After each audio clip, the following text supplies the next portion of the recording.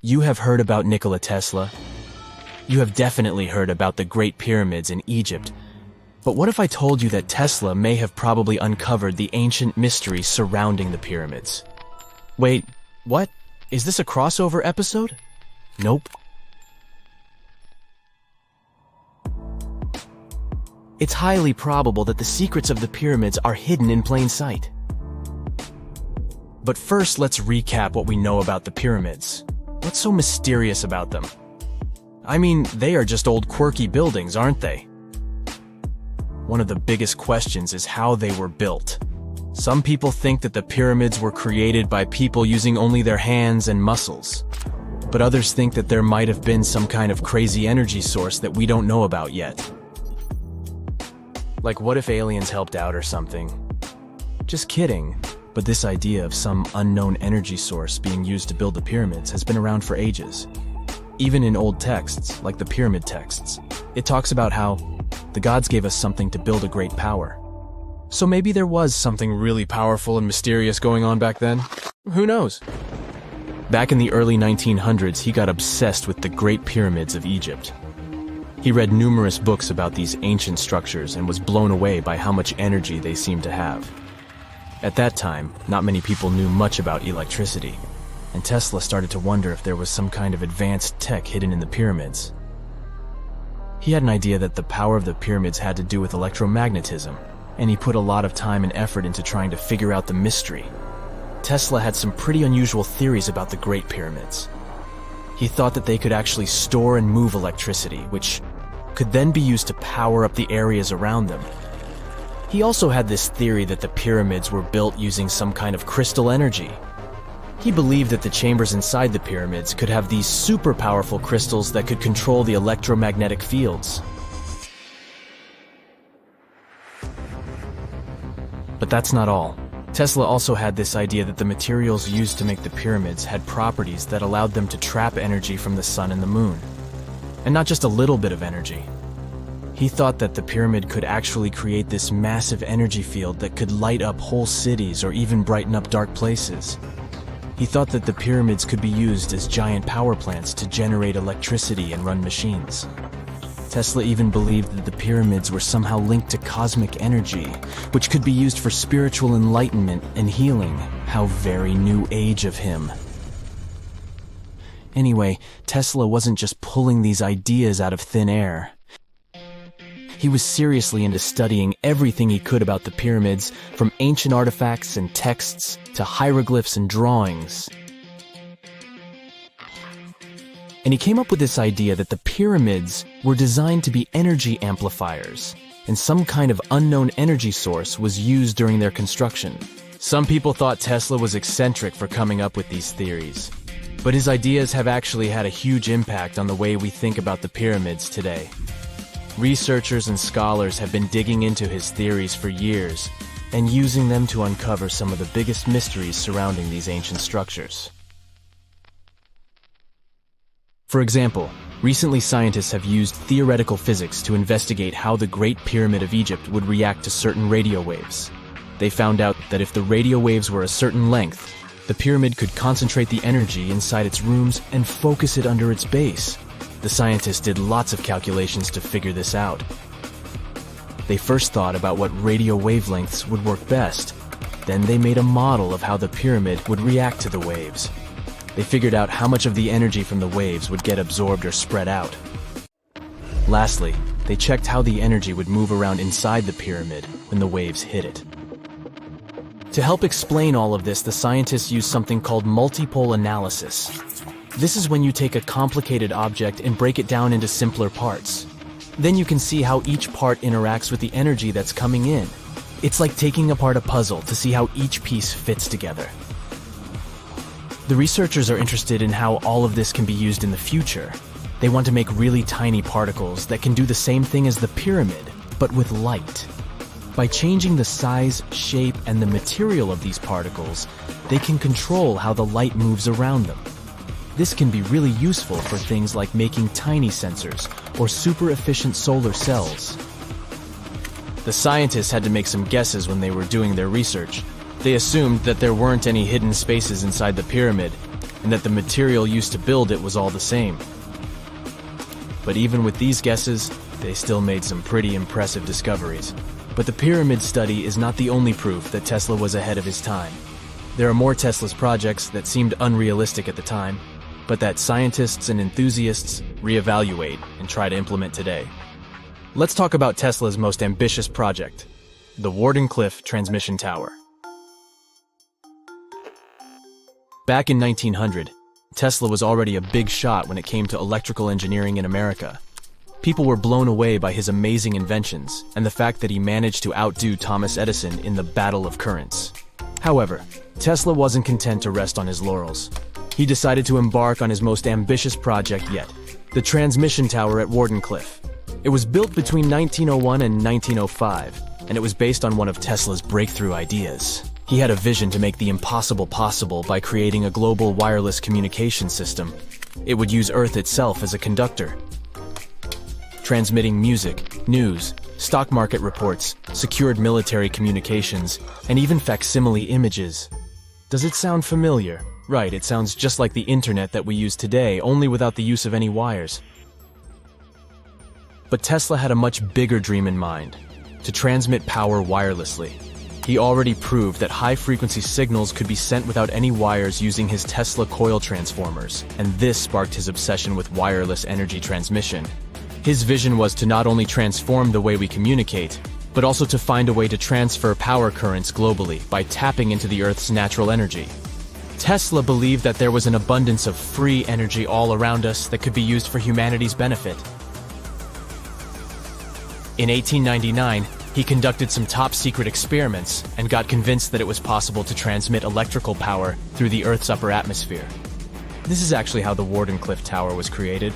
It was supposed to be the prototype station for a network of towers all over the globe that would provide the whole world with wireless energy. Unfortunately, Tesla didn't have the resources or the patience of his investors to bring this project to fruition. It ran into all sorts of financial problems and roadblocks, and in 1917, the unfinished tower was finally torn down for scrap metal to pay off Tesla's mounting debts. Now it remains a sad reminder that even the greatest minds can sometimes fall short of their dreams. The original red brick laboratory, however, is still there, and it is the only Tesla lab that has survived. Fun fact, in 2017, a film crew made a crazy discovery. They used ground-penetrating radar to explore the area around Wardenclyffe, and they found a whole series of tunnels stretching for hundreds of feet underneath the site. Nobody knows exactly what these tunnels were used for, but people have been speculating for years that they were part of Tesla's grand plan. Wardenclyffe, of course, is a major landmark for Tesla enthusiasts from all over the world. Who knows? Maybe someone will finally crack the mystery of the tunnels one day. But even if they don't, the legacy of Tesla and his amazing ideas lives on.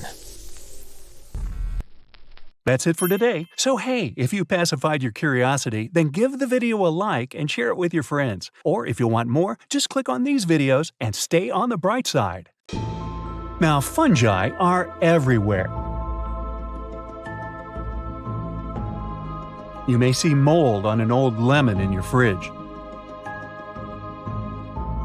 It's a fungus. You may notice fungi on your mattress and the tiles in your bathroom. There may be several million species of fungi in the world, and most of them are unexplored. Of the fungus among us, some are pretty harmless, such as those that appear in the dark corner of your fridge, and others can turn a living creature into a zombie.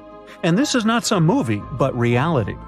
Let's visit a rainforest to see how cordyceps fungus turns the life of some insects into a nightmare. A tiny, almost invisible fungus spore floats in the air and lands on the ant's back. It doesn't notice anything and works all day for the good of the colony. Meanwhile, the spore penetrates its body. A couple of days later, the ant's behavior gets strange. The poor thing shivers, it sleeps badly, and it doesn't eat enough. Other ants see it as a threat, so they expel their brother from the anthill. But the infected ant doesn't want to return because it can't control its life anymore. The fungus multiplies inside it. It spreads throughout the body through the insect's blood. It slowly captures the entire nervous system, begins to control the muscles, and affects the brain. Cordyceps change the ant's behavior and make it move in the direction it wants, against the ant's will. At this point, the animal turns into a zombie. It wanders through the forest alone and is looking for some high place. It can be a blade of grass, a plant, or a bush. Next, the ant climbs to a height of 10 inches and tightly grabs the stem with its jaws. Nothing can remove it from there because the ant can't relax its jaws anymore. The insect remains to wait there for several days. All this time, the fungus sort of feeds on the ant and grows slowly. It comes out of the ant from different sides, twists, and diverges in different directions. Then the parasite grows, pulls up, and releases thousands of small spores into the air. They fly all over the forest, fall into the water, or leaves, animal fur, or in the hair of people walking in the woods. In almost all of these places, spores don't live long, but some of them will find their host. Some spores can get on the area with working ants, and when the fungus lands on some of them, everything will start again. Now imagine that this tiny monster evolves and starts attacking people. Scientists said this was impossible since the human body temperature is too high for fungi. But after all, the temperature of the whole planet is gradually rising, right? This means that the fungus will adapt to warming. And when it happens, tiny spores will penetrate the human body through the ears, nose, and mouth and get into the blood. There, it will begin its reproduction and capture of the nervous system. The person will have a fever and then experience hallucinations. Soon, they will lose their sanity and want only one thing: to share the fungus with others. If the fungus can make an ant cling tightly to a leaf with its jaws, then it will be able to control people's muscles and even increase their strength. But infected people won't attack others. They'll climb on roofs of buildings or trees and fall asleep forever. The fungus, meanwhile, germinates and releases its spores. The wind picks them up and spreads them all over the world. During the first weeks of infection, while people are still not prepared enough, fungi will spread rapidly and take over the planet. The remnants of the survivors who manage to avoid contact will hide underground and then build bunkers. First, gas masks will become more valuable than gold. Still, when people realize that humankind's survival is more important than business, gas masks will become publicly available. As terrible as it may sound, all this is good news, because you don't have to run away from the infected and fight with them. All cities will introduce quarantine zones. People will live inside buildings with powerful air ventilation systems and go outside only with gas masks. If people understand they are infected, they will calmly inform the police and leave the city. They will get food supplies, and their loved ones will get permission to be with them in gas masks until the infected fall asleep. There will be fungi everywhere on the streets. You'll see how colossal mushroom plantations grow on the roofs and walls of buildings. The air will resemble a misty haze because of the intense concentration of fungal spores. But it's not dangerous if you have a gas mask. The zombie apocalypse will be pretty calm and quiet. But still, it will be difficult in the world, not because of the fungi, but because of other people. Not all cities will be in order. Anarchy will reign in the world. Looters and robbers in gas masks will walk on the streets. Food will take a lot of work to get. Electricity in cities won't run 24/7, but just a couple of hours per day. But all this time, there will be hope for a bright future in people's hearts. Scientists will actively work on a vaccine and invent it sooner or later. But the fungus will also evolve. Perhaps it will defeat the vaccine, and then people will have to create a new cure. Also, the fungus may try to switch to other carriers. These can be birds, livestock, and any mammals. Imagine an infected deer with a big growing fungus on its horns. Microorganisms will rule the world, and the population of large creatures will decrease. The fungus will adapt to the water for thousands of years and begin to infect the fish. And soon, the whole planet will turn into one giant mushroom. Okay, calm down, that's not going to happen. And here's why. Cordyceps have spent millions of years of evolution to adapt precisely to the cold body of an ant, no more, no less.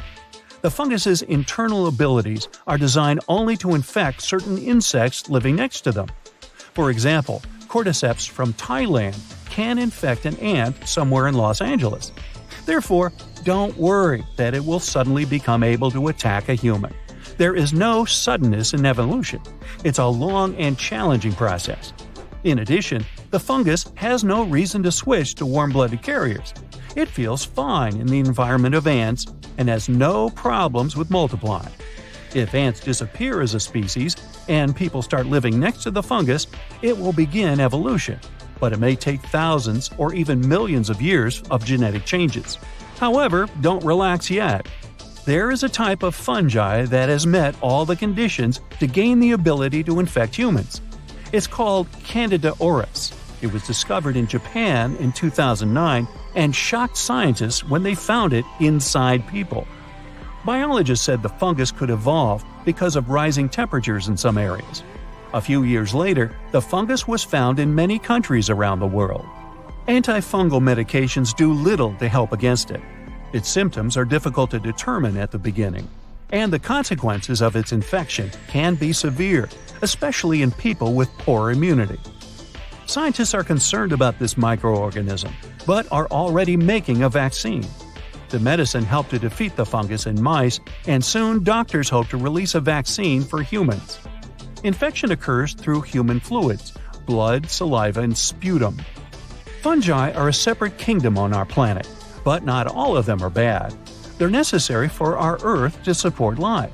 They enrich the soil with valuable substances and digest harmful substances. Fungi help plants get out of the water and adapt to land millions of years ago. 90% of plants won't survive today without fungi. There are organisms that look like huge nets. These networks of special tubes are called mycelium. We only see the tip of the iceberg, which is called mushrooms. It doesn't have one form. It can transform, move through underground labyrinths, and change routes. There's a lot of information about it, but this is a topic for a separate video. Meanwhile, mushrooms are delicious when sautéed over a low flame with onions and butter. Try it. That's it for today. So hey, if you pacified your curiosity, then give the video a like and share it with your friends. Or if you want more, just click on these videos and stay on the bright side. At the beginning of the 20th century, somewhere off the coast of West Africa, a German steamship was leaving the port. Suddenly, the weather got worse, and the vessel entered a thick fog. The sailors ran aground on a sandbank close to the shore. Luckily, no one was hurt, and they were even able to save their precious cargo. But the ship was stuck in the sand for good. And it was not alone there. Nearly the entire length of the western coast of Namibia is called Skeleton Coast. If the name sounds scary, that's because it is. This 976-mile-long beach line is among the most dangerous places on Earth. The local Bushman tribes believe that their supreme deity made this land when it was angry. The Portuguese were the first Europeans to set foot in Namibia in the 15th century. And yep, they didn't like Skeleton Coast either. Portuguese explorers thought this land presented the gates to the underworld. This is the place where the Namib Desert meets the Atlantic Ocean. It might be dangerous, but it's actually beautiful. Plus, it's a UNESCO World Heritage Site. If Skeleton Coast had a PR manager, they would quit on the first day on the job. The area is not exactly tourist-friendly because of its geography and history. Beneath the sand and the waves, there is a secret ocean currently lurking for unsuspecting sailors. It's called Benguela Current. It flows towards the north along the coast of southern Africa. This part of the Atlantic is rich in marine life, but the current's land neighbor isn't that happy with the deal. This arid climate created the Namib Desert, one of the driest regions on Earth. And that marine life I just mentioned? It's sharks. 11 species of them to be exact. And yes, the great white decides to pop by once in a while. So far, we've got a desert landscape, strong currents, and sharks. Not a place for a beachside resort, definitely. But if someone ends up on Skeleton Coast, will they know they're in danger? Don't worry, they will. The beach is littered with wrecks of all sizes and shapes. If you remember that German ship I mentioned in the very beginning, its massive and rusted stern is now sticking out from the desert sand. There are some 500 wrecks in total scattered along the coast, and it's a mixed crowd. from Portuguese galleons centuries old to ships that ran ashore here in the 21st century. A modern fishing ship called Zela India managed to slip from its tow rope in 2008 and ended up on Skeleton Coast. Okay, it didn't escape on its own, it had some help from the elements. But it's better to be a tourist attraction on a beach than to be broken up for scrap. That's where the trawler was originally going, poor thing. Skeleton Coast's most famous inhabitant, to call it such a place, is the wreck of the Dunedin Star. The British cargo liner ran aground here in 1942. The massive rescue operation that followed reveals why it's so dangerous for sailors to end up here. The rescuers managed to save all of the crew and passengers, but at a heavy price. An aircraft and a tugboat were lost in the process. It took the last of the rescuers a full 2 months to return home to Cape Town. Why, you might wonder? One look at the map of the region reveals the reason. It's an endless sea of yellow, which is the sand. There are so few roads here, so Skeleton Coast is hard to reach by land. There are also legal obstacles. You need a special permit to drive into the area. But the skeletons in the name of the area don't only refer to ships, they also stand for animal bones. Most of these belong to whales and seals. Many animals have adapted to the area, so lions and hyenas roam the coastline in search of a meal. Yeah, now there are hungry lions as well, as if those sharks weren't enough. Other animals with a temporary residence on Skeleton Coast include elephants, cheetahs, leopards, and giraffes. In 1971, the Namibian authorities established a national park here, but except for surfers, after an adrenaline rush, they don't get many visitors. You can understand why. The Namib Desert is the oldest desert in the world, and it's not very tourist-friendly either. Those who travel to the region should pack sunscreen and a warm winter jacket. A weird combo, right? Well, not so much when you think that during the day, temperatures soar over 110 degrees Fahrenheit. At night, the air temperature drops below freezing. What a climate roller coaster! And that's not the final danger. Yep, there's more. Remember how that German ship got lost in thick fog? Yeah, it wasn't a one-off event. Because of the region's climate, fog shows up frequently. Sailors should cover their ears now, but this fog is actually good for wildlife.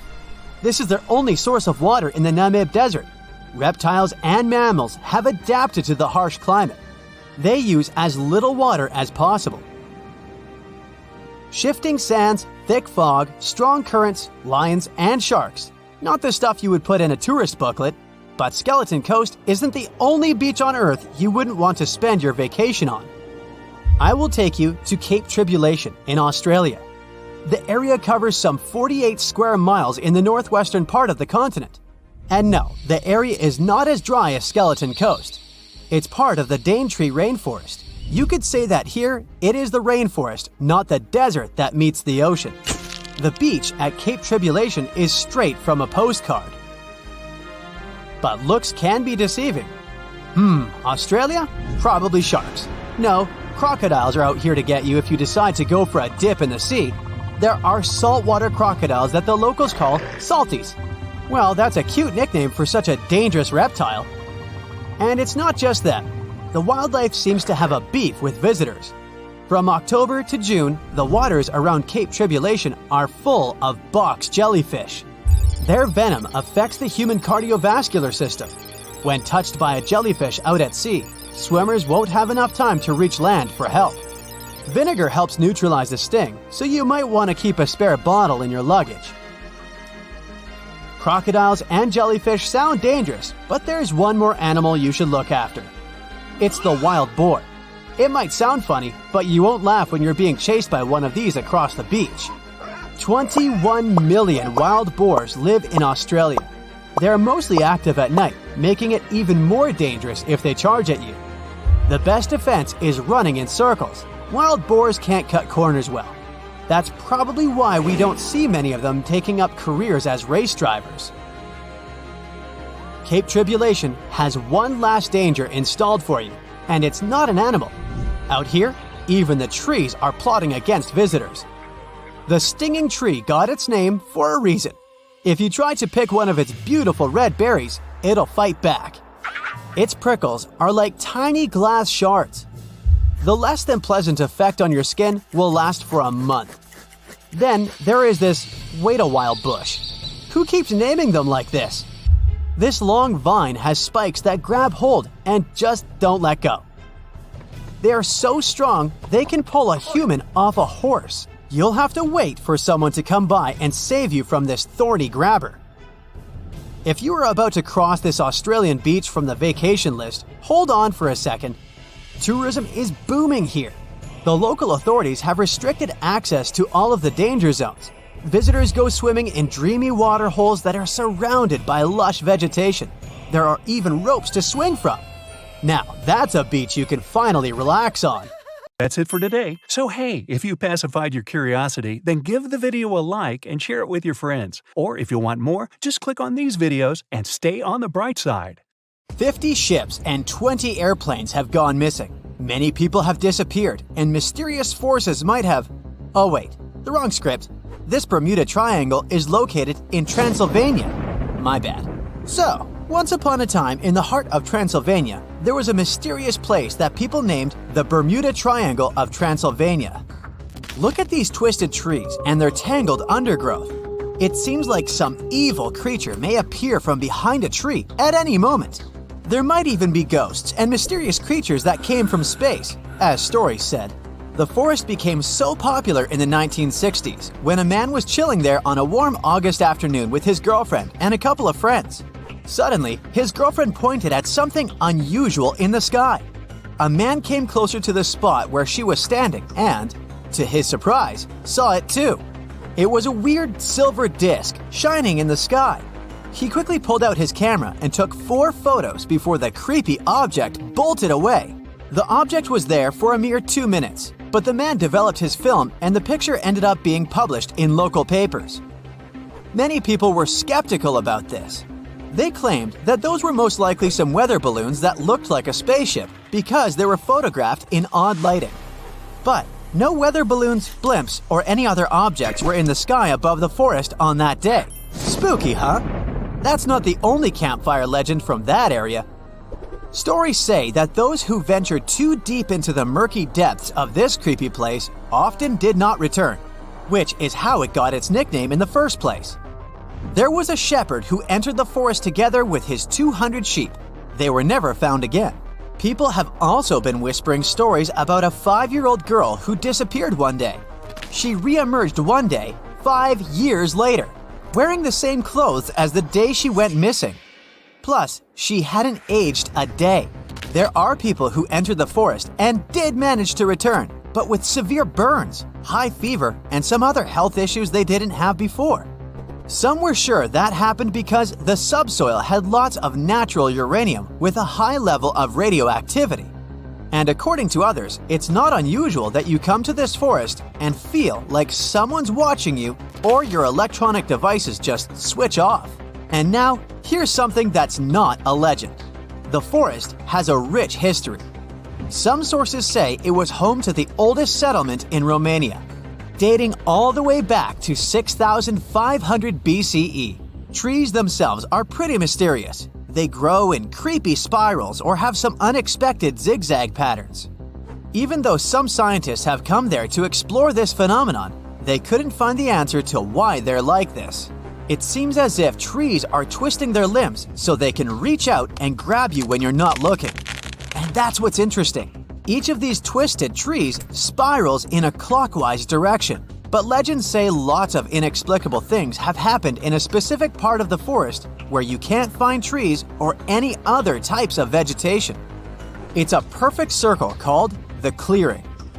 The perfect name for a horror movie inspired by all these stories. The soil in this area with no vegetation has been tested, and no one has found any weird stuff or anomalies that could potentially stop plants from growing there. Some locals believe the forest has positive energy, which is why it's good to make a wish there. But many more people let their imagination run wild, telling stories about paranormal activities happening there, like mysterious spheres popping out in the middle of the forest or extraterrestrial lights. Either way, you and your castle can step aside, Dracula, because you're not the only scary story from Transylvania. Here's another reason you won't be able to sleep well tonight. The Isla de las Muñecas, or the Island of the Dolls. In the middle of the eerie and murky waters of canals near Mexico City, there's a small island. It may look charming at first, until you realize it's home to hundreds of dolls hanging from the trees and scattered throughout the overgrown vegetation. These dolls are old and decaying. They've lost their color over time, and their once cheerful faces are now twisted into expressions of despair and horror. There is a sad story behind this disturbing place. It says the island used to be home to a reclusive man who left his family more than 50 years ago to live alone on the island. He started obsessively collecting dolls that were lost in the canal. The story says he even traded products he grew to locals to get more dolls. The man didn't clean these dolls nor show any interest in fixing them. He would just decorate his island with them regardless of the state in which he found them. Even those that looked good ended up ruined due to winds and rain. They weren't just outside. His cabin was full of these scary dolls too.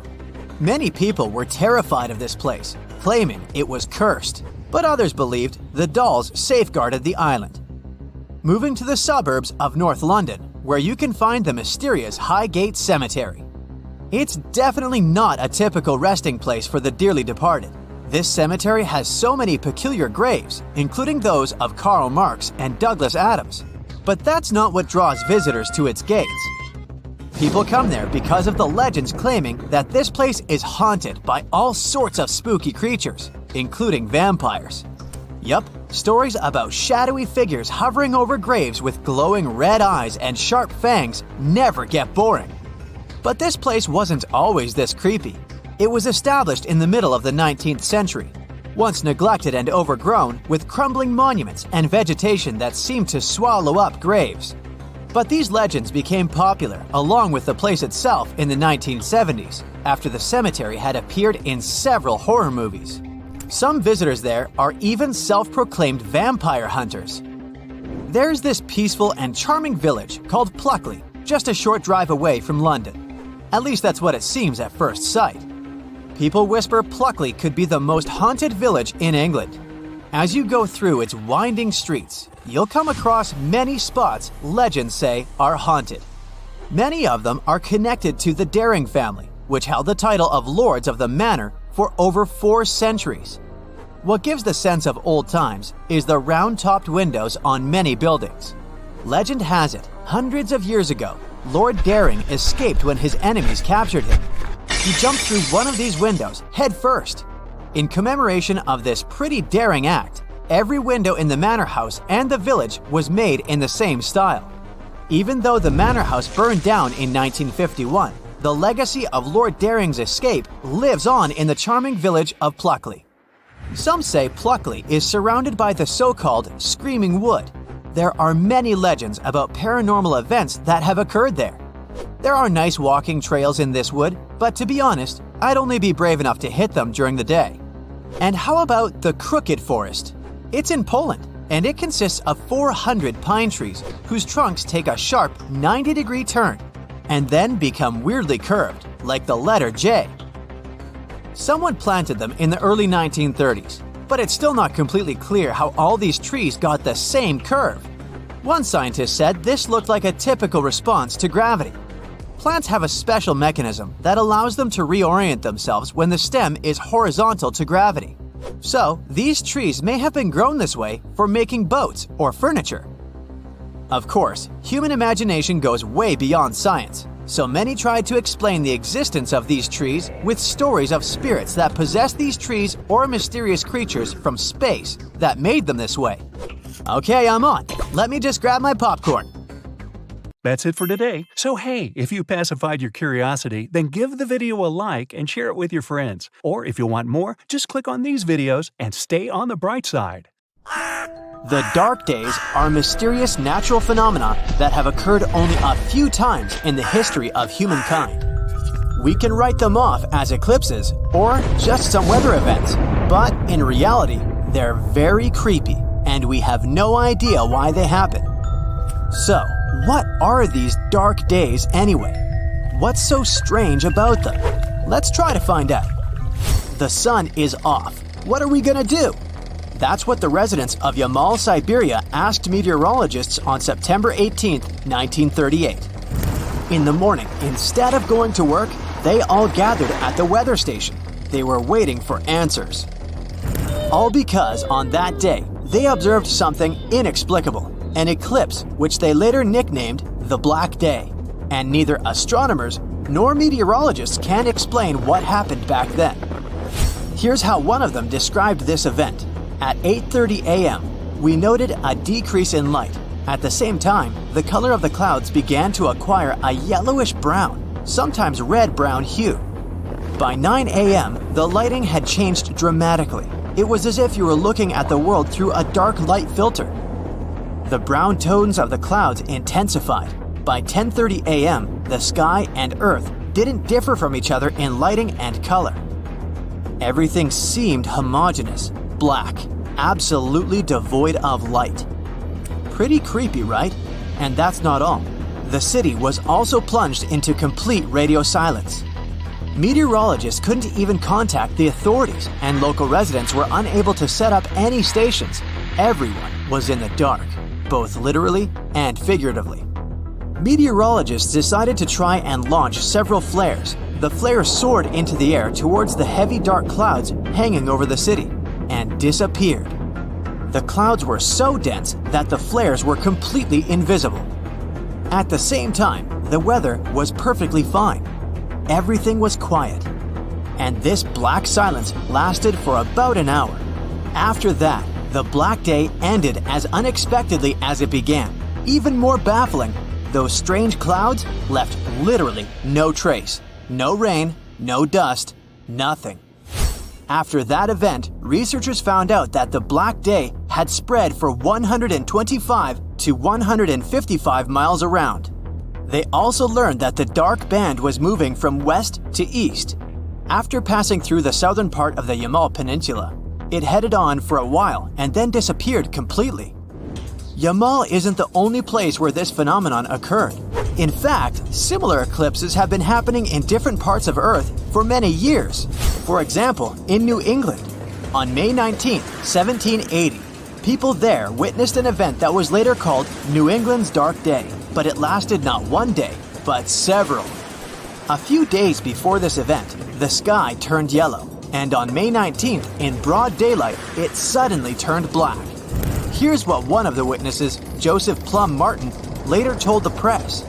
It was very dark. People had to light candles in their houses to carry on with their usual business. The night was as uncommonly dark as the day was. The smell of soot reigned in the air. Nearby rivers were covered with a thin layer of ash. When the real night came, people noticed through the clouds that the moon had turned dark red. Only a couple of days later, people were finally able to see stars through the veil of clouds. And then, everything suddenly returned to normal. No one had any idea what had happened. 22 years later, on June 2, 1802, a schooner named El Dorado sailed across the Pacific Ocean. Suddenly, they were overtaken by complete darkness. There was no storm, and the ocean was completely calm, but the whole sky was covered with black clouds. These clouds dissipated after half an hour and left no trace. And again, 74 years later, one of the dark waves happened in Wisconsin on March 19, 1886. It was 3 p.m., and this time, the wave was very short. It lasted only 5 to 10 minutes. A sudden night fell on the city. Frightened horses were neighing, and terrified people were running around, trying to find a place to hide. When everything calmed down, local newspapers reported that the wave passed from west to east. There was no solar eclipse, no winds or hurricanes, nothing that could cause the darkness over the city. And finally, once again, it happened on December 2nd, 1904, in Memphis. Or rather, that's what rumors claim, since there's no scientific evidence of this event. It was clear and cold dawn over Bluff City. People were doing their usual Friday morning chores. Then, around 9 in the morning, without any warning, the sun suddenly disappeared from the sky. It took only a minute for the bright sunny day to turn into pitch darkness. people interrupted their work, and children in schools were completely terrified. And just like in previous cases, the weather was perfectly calm. It lasted for about half an hour and then suddenly ended. A little later, following a mysterious eclipse, a ferocious storm hit the city. So, what's going on? All these strange cases can surely be explained scientifically, right? Well, actually, scientists don't have a definite answer. All these events are very similar, but we don't have a single explanation that could cover them all. Let's take a look at some theories. The first thought that comes to mind, it's probably a partial or total eclipse. But no, this is not the case. There were no eclipses on those days, and even if we consider this theory, before any eclipse, the sky darkens gradually. Eclipses themselves only last a couple of minutes. Certainly not a few hours or even days. Also, unlike eclipses, these events were local to specific cities. Well, maybe it's some other astronomical event. Some scientists believe that during the event on Yamal, a band of cosmic dust touched Earth, but later they found out that no astronomical bodies approached the planet that day.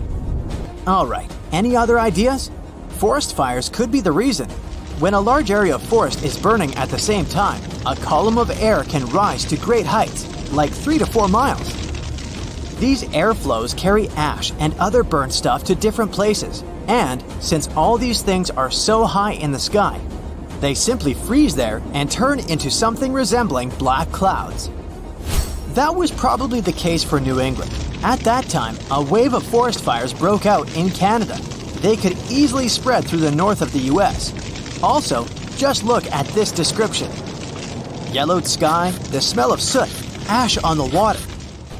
Everything sounds logical, but this theory of fires only works for the event in New England. What about the other cases? Where would you find a forest fire in the middle of the Pacific Ocean, for example? Alright, moving on. Scientists tried to explain the story from Memphis by saying it could be a hurricane, but the black cloud swept through the city before the storm, not during or after it. And it wasn't some kind of typical storm cloud, it was full-fledged night darkness. So what's really going on? Now, meteorologists call this phenomenon a local decrease in the transparency of the atmosphere. Unlike solar eclipses, this darkness is denser. It also covers only a small area. The transparency of the atmosphere is its ability to let through radiation and light. It's basically, how well can I see distant objects? Everything can get dark and blurry, for example, because of the dust in the air, volcanic eruptions, fogs, and so on. So, according to this theory, dark days are just an extreme drop in the transparency of the atmosphere. But it's still strange.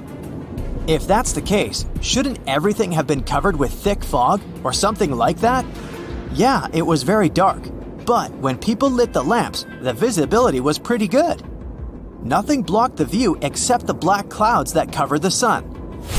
In other words, this phenomenon is very hard to explain. As far as we know, it happened only 5 to 6 times in the history of humankind. If there were other cases, they weren't documented. This phenomenon is impossible to predict, and no one knows how it worked, as well as where and when it will happen next time. And although there are many hypotheses, none of them can be verified. Maybe if these events happen again in the future, we'll be able to study them better.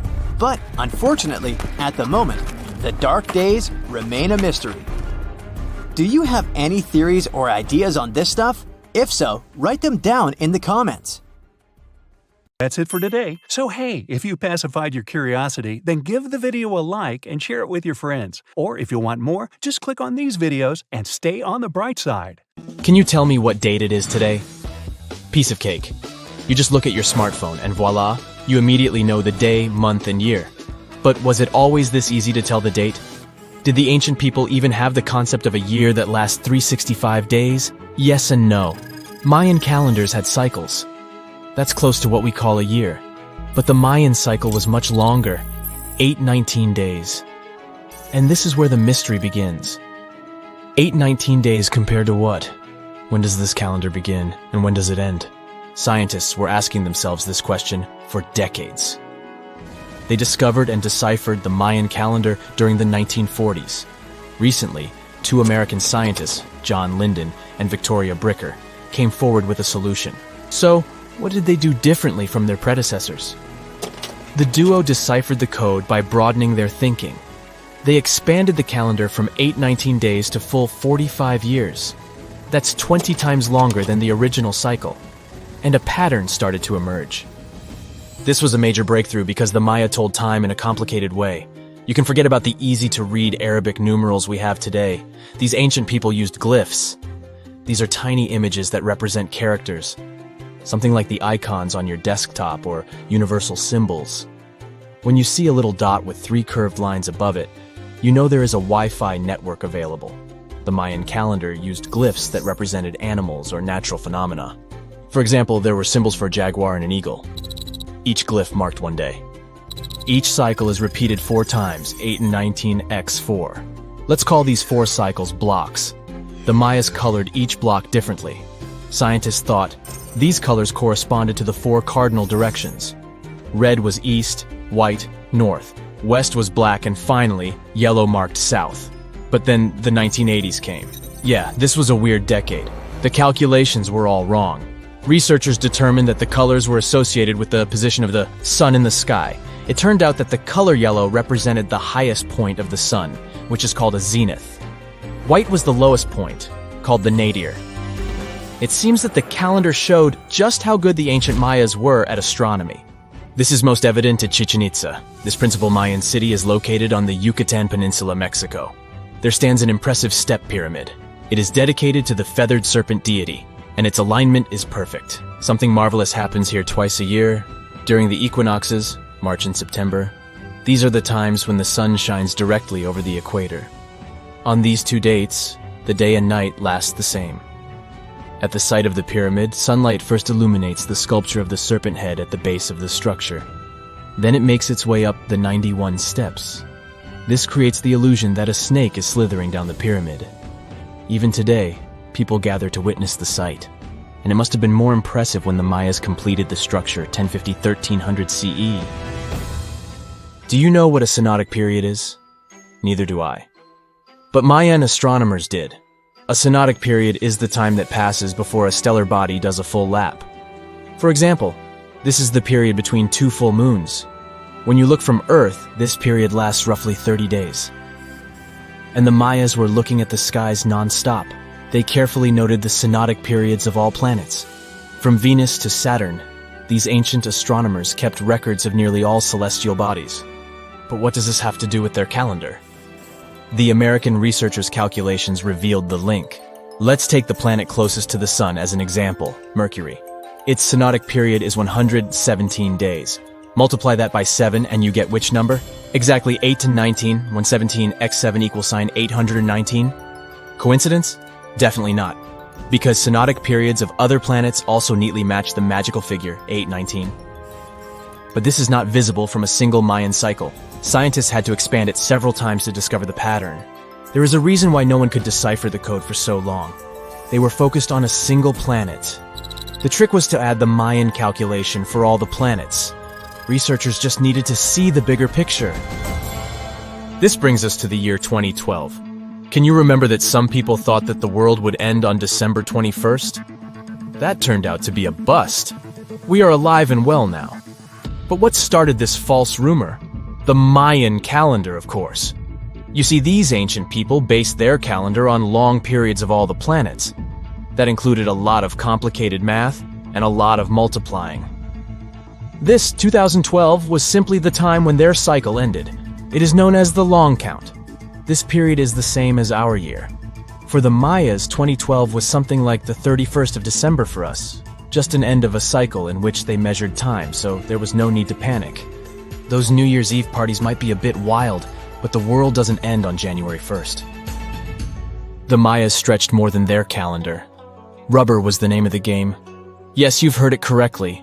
These ancient people were making different grades of rubber 3,000 years before one famous American did, Charles Goodyear. They would extract natural latex from the rubber tree. This is a milky substance that can be turned into rubber. And they weren't the only ones. Scientists found evidence that their neighbors, the Aztecs and the Olmecs, did the same. But what did they do with rubber? They didn't need car tires, definitely. But it's cool to have a nice pair of sandals for the beach. The Spanish wrote about rubber sole footwear that natives wore. Sadly, scientists still haven't found them. That would be a big step for archaeology. So the Maya were playful with rubber, literally. Researchers guess that they produced balls from latex. These were bouncy and ranged in size from a softball to a soccer ball. A typical Mayan ball game, pits, involved 2 hoops. You must be thinking basketball, but not quite. The hoops were set on walls, 23 feet high. Compare that to the NBA standard of 10 feet. And the hoop was the other way around. There is also a sweet side to the story of the Mayas. These ancient people enjoyed chocolate. In fact, the modern word chocolate probably comes from their language, xocolotl. This meant bitter water. Okay, you get the bitter part, but why water? The Mayas didn't produce chocolate in the form we know it today. They didn't make bars of chocolate, they drank it. Smashed cocoa beans made for excellent drinks. The Mayas perfected the mixture over time and even added spices. Anyone up for a fiery chocolate drink with stew peppers and cornmeal? Who knows, maybe this beverage actually tasted well. Cocoa beans were sacred and used as a currency. Researchers believe all social classes got to enjoy it. Free chocolate for all sounds nice even today. But where did the Mayas get clean water for their cocoa drinks? From the oldest known filtration system in the Western Hemisphere. It was based on zeolite. These are minerals that contain aluminum and silicone compounds. And guess what? Modern air and water purifiers still use this material. Mayan tech wins yet again. Back in Europe, Roger Bacon developed a sand filtration system in 1627, some 1,800 years after the Mayas. But what about regions without rivers, lakes, or springs? Mayan engineers had it all figured out. Rainwater. They would carve out large reservoirs in the limestone bedrock. Then, they would coat these underground caves with a layer of a watertight material. The final step was to make small channels that collected water from the hills above. Scientists estimated that just one of these reservoirs could hold on average 10,000 gallons of rainwater, enough to fill 55 modern hot tubs. That's it for today. So hey, if you pacified your curiosity, then give the video a like and share it with your friends. Or if you want more, just click on these videos and stay on the bright side.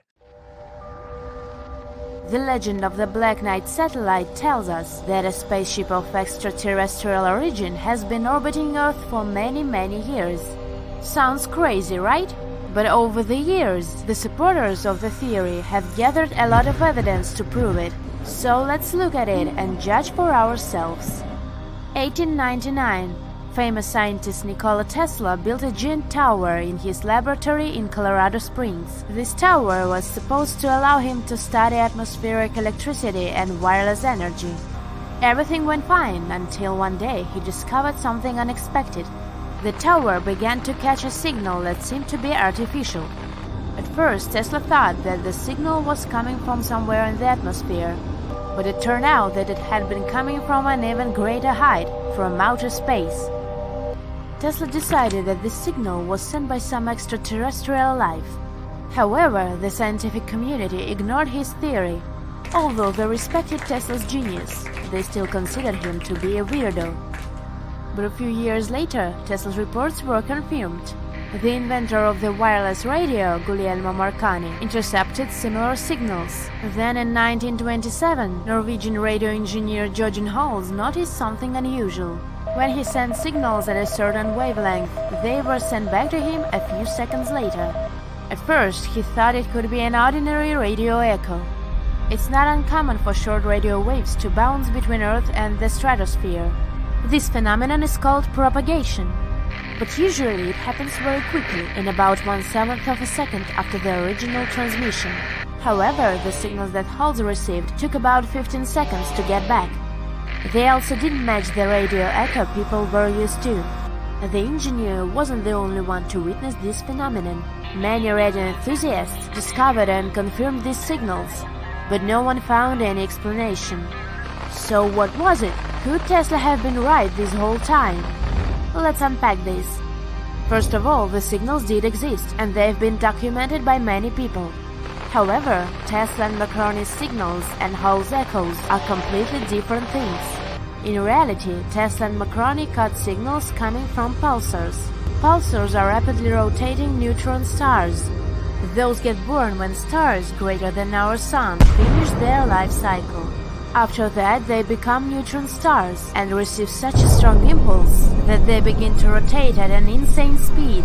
At the same time, the radio waves pulsars emit reach very far as our planet. Pulsars were discovered only in 1968, so it's not surprising that Tesla and Marconi couldn't explain the data they had received. But what about Jordan Hulls? What he discovered is now known as LDEs, or long-delayed echoes. It's a more complicated concept because, to be honest, these echoes still remain a mystery. Scientists suggest that LDEs may be caused by something in Earth's atmosphere, or they might be reflected from the Sun's plasma clouds or even from the Moon. Unfortunately, we don't know the truth yet. The next incident took place in 1960.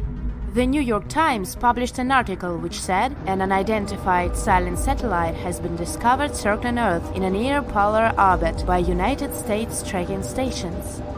The identity and origin of the mysterious satellite, which has been dubbed the Dark Satellite, are unknown despite nearly 2 weeks of tracking.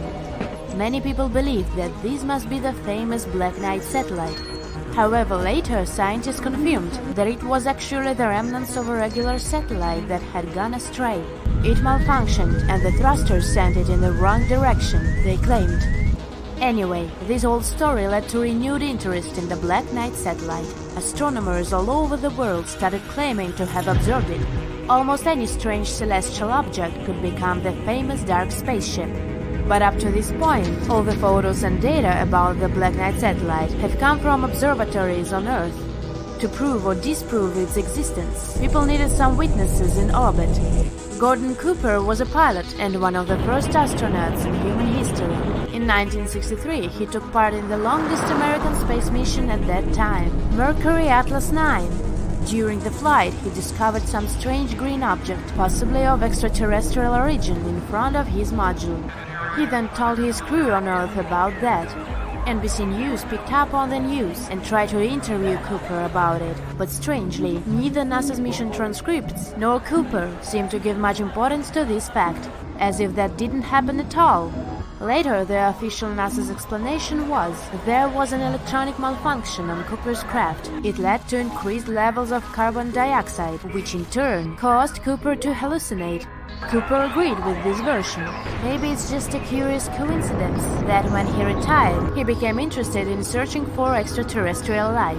But even if we assume that all this is true and there is some mysterious spaceship in Earth's orbit, what do they want from us? Why would they be watching us? In 1973, Duncan Alasdair Lunan, a Scottish researcher, decided to investigate this. He gathered all the data on LDEs collected by Norwegian scientists and began to study it. Suddenly, he noticed some deviations that could hide a code. He arranged the data into a graph, where one axis meant the delay in time between the echoes, and the other the position of the echo in the sequence. It turned out to be a collection of dots which looked like some sort of space map, namely the map of the constellation Vortis. Lunan began to analyze the echoes recorded by French astronomers in 1929. Again, he got the same constellation, but one of the stars was in a slightly different place. Lunan then thought, what if it's actually a star map from the past?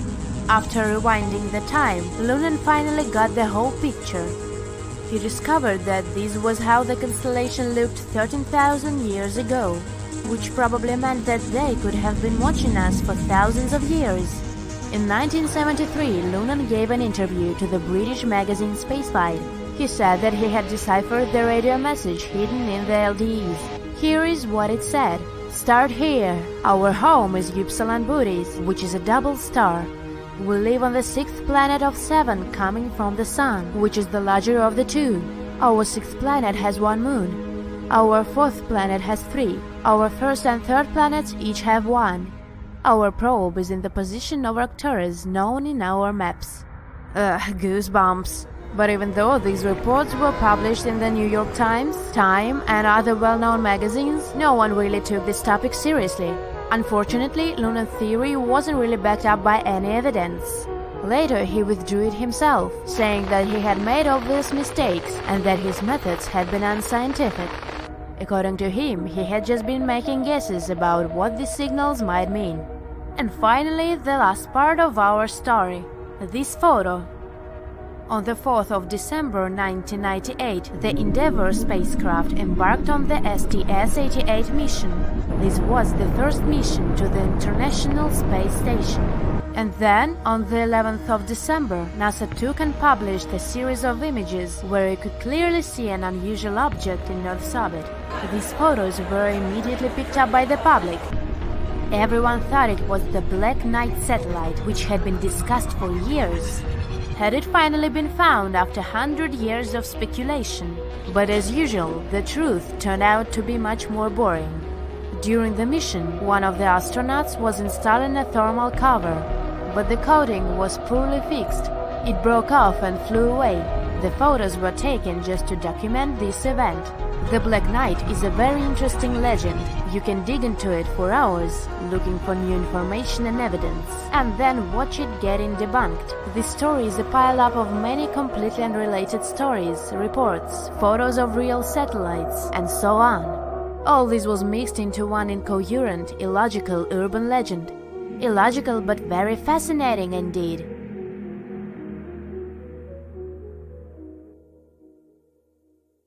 That's it for today. So hey, if you pacified your curiosity, then give the video a like and share it with your friends. Or if you want more, just click on these videos and stay on the bright side. The theory of parallel worlds has been discussed in the scientific community for a very long time.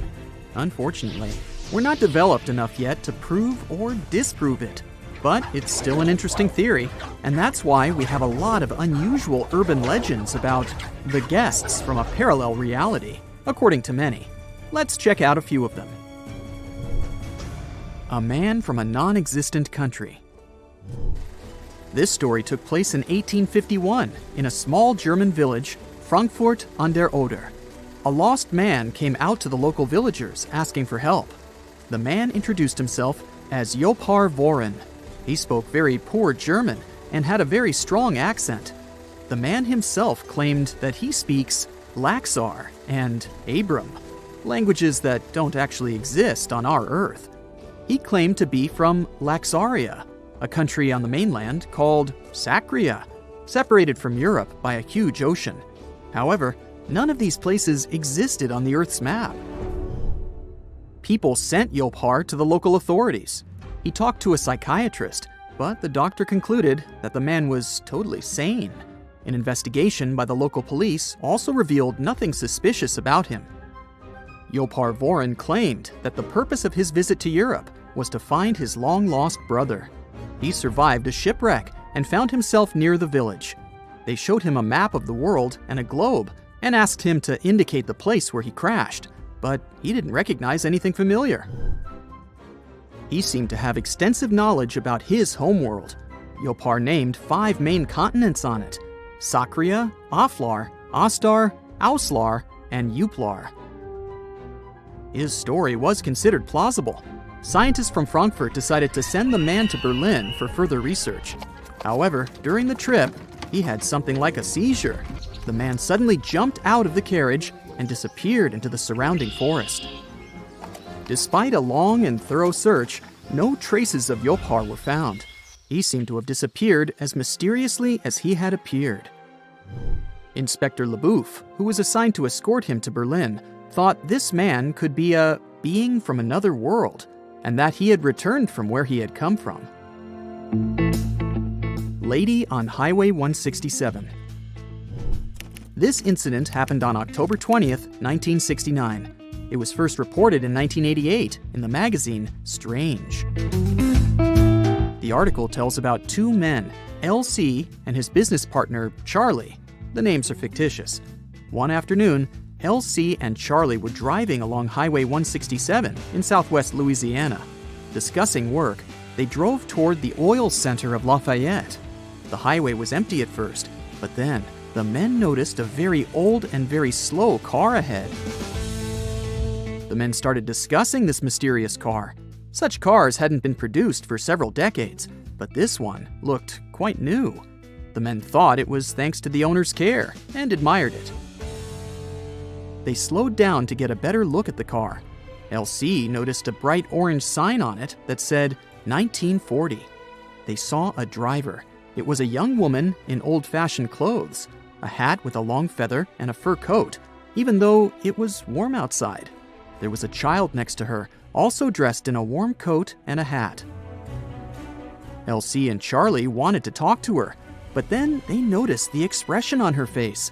The woman was looking around in panic, almost on the verge of crying. LC called out to her and asked if she needed help. She nodded, and he gestured for her to park on the side of the road. But when the men also parked, they suddenly noticed that the woman's car had disappeared. They looked around the highway in shock. She couldn't have gone somewhere far so fast, but the car was nowhere to be found. After some time, another man drove up to LC and Charlie. He saw everything that happened and claimed that the car had simply disappeared. The men talked about the incident for several hours. When they reached the city, they contacted the police. However, the police couldn't help them in any way. Apart from their words, there was no confirmation of the existence of the car. The case was discussed for a while in local newspapers, and then was forgotten. The Gadianton Canyon Incident.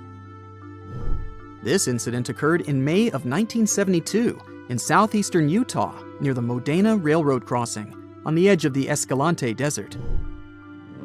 Jenna North was driving her father's 1971 Chevrolet Nova. Her friend, Carol Abbott, was in the passenger seat.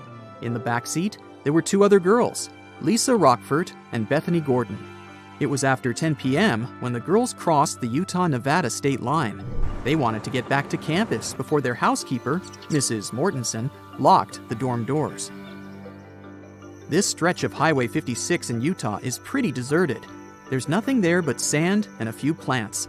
The girls were very happy when they finally noticed the Union Pacific Railroad crossing in Modena. But right behind the railing, Jenna noticed two highways. One went into the desert, and the other to Gadianton Canyon. The girls decided to take the road to the canyon. They thought it would be a shortcut to campus. The other girls were chatting with each other when Jenna noticed that they were no longer driving on asphalt, but on white cement. "Watch out!" suddenly shouted one of the girls. The road ended abruptly at a high rock wall. It was a dead end. They had to go back the same way they came here. And while Jenna's friends were complaining that now they would have to sleep in the car, Jenna saw that the landscape had changed dramatically. They weren't in the desert anymore. Instead, the canyon turned into an open area with wheat fields, pine thickets, and a small lake ahead. A full moon was shining in the sky, which was strange because it shouldn't have been there that night. The girls had no idea where they were, so they just drove to the light ahead. It was some building that they thought was a diner or restaurant. The girls saw a bright neon sign, but none of them could read what was written on it. These symbols were unlike any language they knew. Suddenly, several people came out of the building. They seemed shocked and frightened by Jenna's Chevrolet. They waved their hands and shouted something, but the girls didn't understand them. Lisa decided to ask the men for directions. She stuck her head out of the window and immediately let out a terrifying scream. "Get out of here!" she shouted to Jenna. The Chevrolet sped away from the building. Bright headlights illuminated their car from behind. They were being chased by a few vehicles.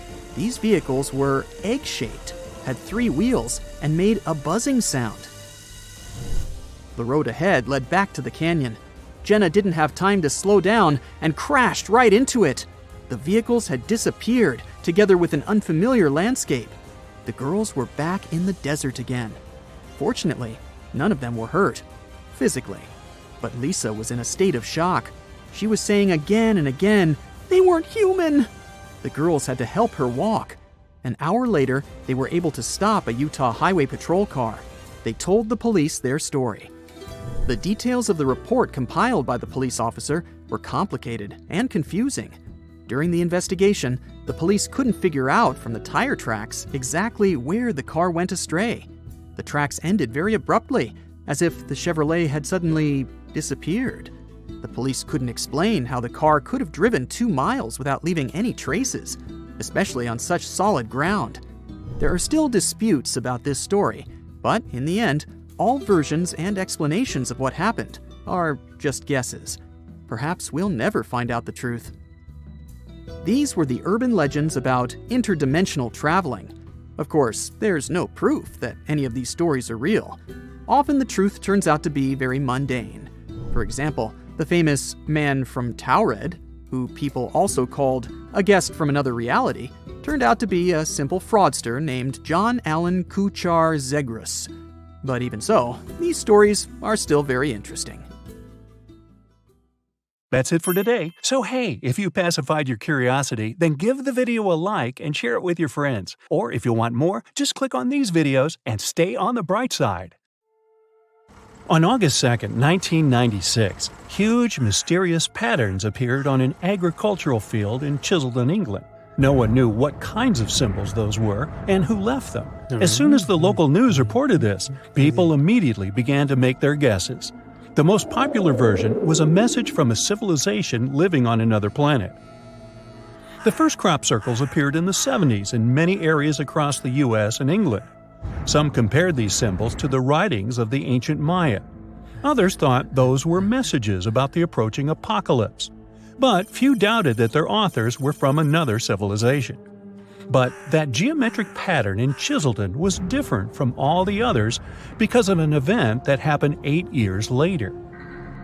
In 2004, a man from New Mexico found a strange stone 11 miles from Roswell.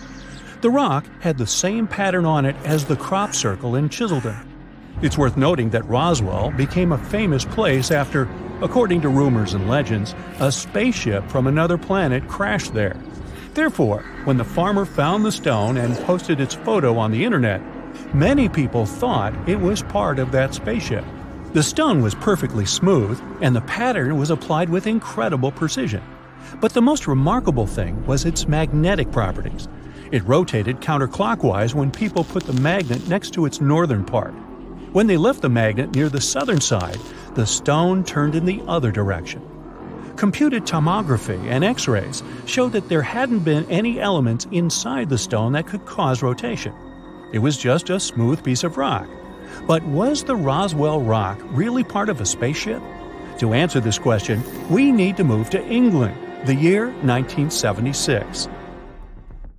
An artist named Doug Bauer met his friend Dave Corley and invited him to create an impressive performance. At that time, people only learned about strange patterns in the fields from some books and records. And of course, none of these cases had been confirmed. The two friends understood that all this was nothing more than myths. Therefore, they decided to draw a big pattern in a wheat field in Wiltshire. Now, they didn't expect this drawing to become so popular. Many newspapers began to write about mysterious circles. Hundreds of reporters filmed it on their cameras, and people watching TV were shocked. From that moment on, crop circles became a cultural phenomenon. People mixed facts with fiction and created more and more unbelievable legends. Someone said that they had seen mysterious lights in the sky above the circles. In any case, those two friends continued to draw patterns and revealed their secret only in 2009. They also created the mysterious drawing in Chiseldon, but that Roswell rock wasn't their job. Anyway, they said that the stone was also a fake. Other artists could draw the same pattern on the rock using stone-cutting equipment. One of the most mysterious books in the world is the Voynich manuscript. Nobody knows who its author was, but they wrote it in the 15th century. No one can understand the contents of this manuscript, consisting of 240 pages, for more than 500 years. Now, just imagine all the words were written in hand in an unknown language.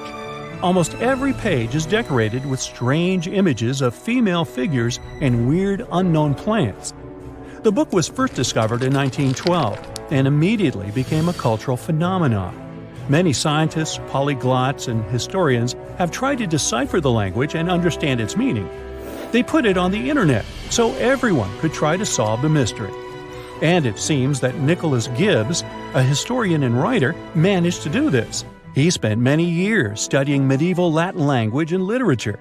Gibbs noticed the manuscript contained Latin abbreviations often used in medieval medical papers and reference books. Gibbs even found out that the book was a plagiarism of other older medical reference works. He compared the Voynich manuscript with other Latin books and found many similar words. Gibbs claimed that the manuscript was dedicated to women's health, and the mysterious flowers were real herbs and plants. But it wasn't that simple. Nicholas Gibbs was one of many who put forward the theory. Many scientists recognize his version as banal and unconvincing. Other decoders claimed that some secret code was used in the manuscript. Some were sure it was written by Dominican nuns. Others described it as a reference book on astrology and herbs. Anyway, you can find scans of the manuscript in high resolution on the internet and try to crack the code yourself. Imagine that you're walking around New York and entering a dark, deserted alley. Then you see some canvas with a beautiful picture on it lying in a trash can. You don't really understand what exactly is depicted there, but you still feel some power of art emanating from it. You take the painting home and hang it on the wall. It's been hanging there almost 4 years. Then you publish a photo with the painting on the website with antiques and discover that this picture is a missing masterpiece worth $1 million. This is a real story that happened to a New Yorker in 2003. Famous Mexican artist Rufino Tamayo painted this picture called Three People in 1970. One collector bought it as a gift for his wife, but in 1989, someone stole the work while they were moving to a new house. It was possible that the thief didn't appreciate this piece of art or couldn't find a buyer, so they threw it into the nearest trash can. The woman who found it returned the work to the owner and received a $15,000 reward. Expensive paintings often end up in trash cans. Van Gogh gave his works to various people, but they didn't take them seriously at that time. When these paintings were found many years later, they were estimated at tens of millions of dollars. For example, the artist gave his doctor his portrait. The doctor was horrified by the painting. Perhaps he didn't like the red shade of the hair. He gave the portrait to his mother, and she found a use for it. She covered the hole in her chicken coop with the picture. For more than 10 years, chickens had been running under the work of art. Then another artist found the painting. He paid the doctor pennies for it. Now it's estimated at $50 million. A similar case with a discarded work of art occurred in Italy. A gardener who worked at the Ricciardi Gallery of Modern Art was removing ivy from the building's walls and found a rusty metal door in the thicket. He opened it and got into a dark room. There was a garbage bag lying there.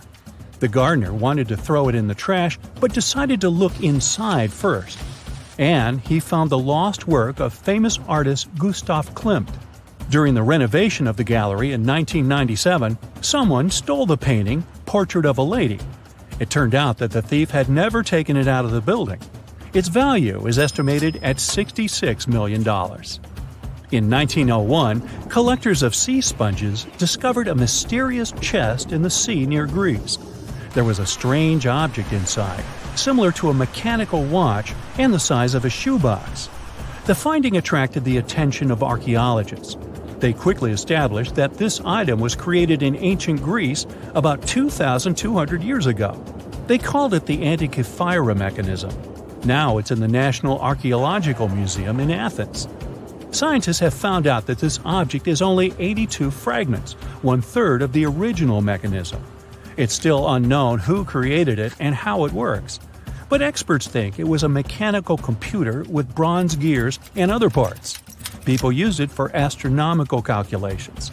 The device could track the movements of the Sun, the Moon, and 5 planets of the solar system. Experts are still trying to figure out all the properties of this machine. It's considered to be the oldest computer on Earth. It proves that the level of technology 2,000 years ago was much higher than we could imagine.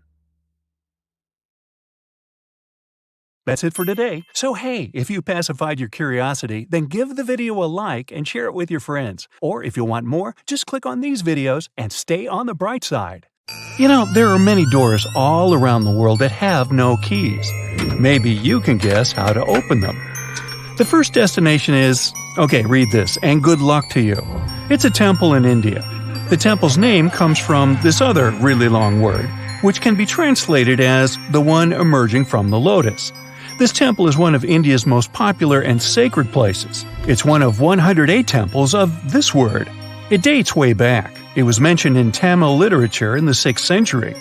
Flash forward to our time. In 2011, the Indian Supreme Court decided to document the valuables of the temple because they had been informed that the place might have been misused.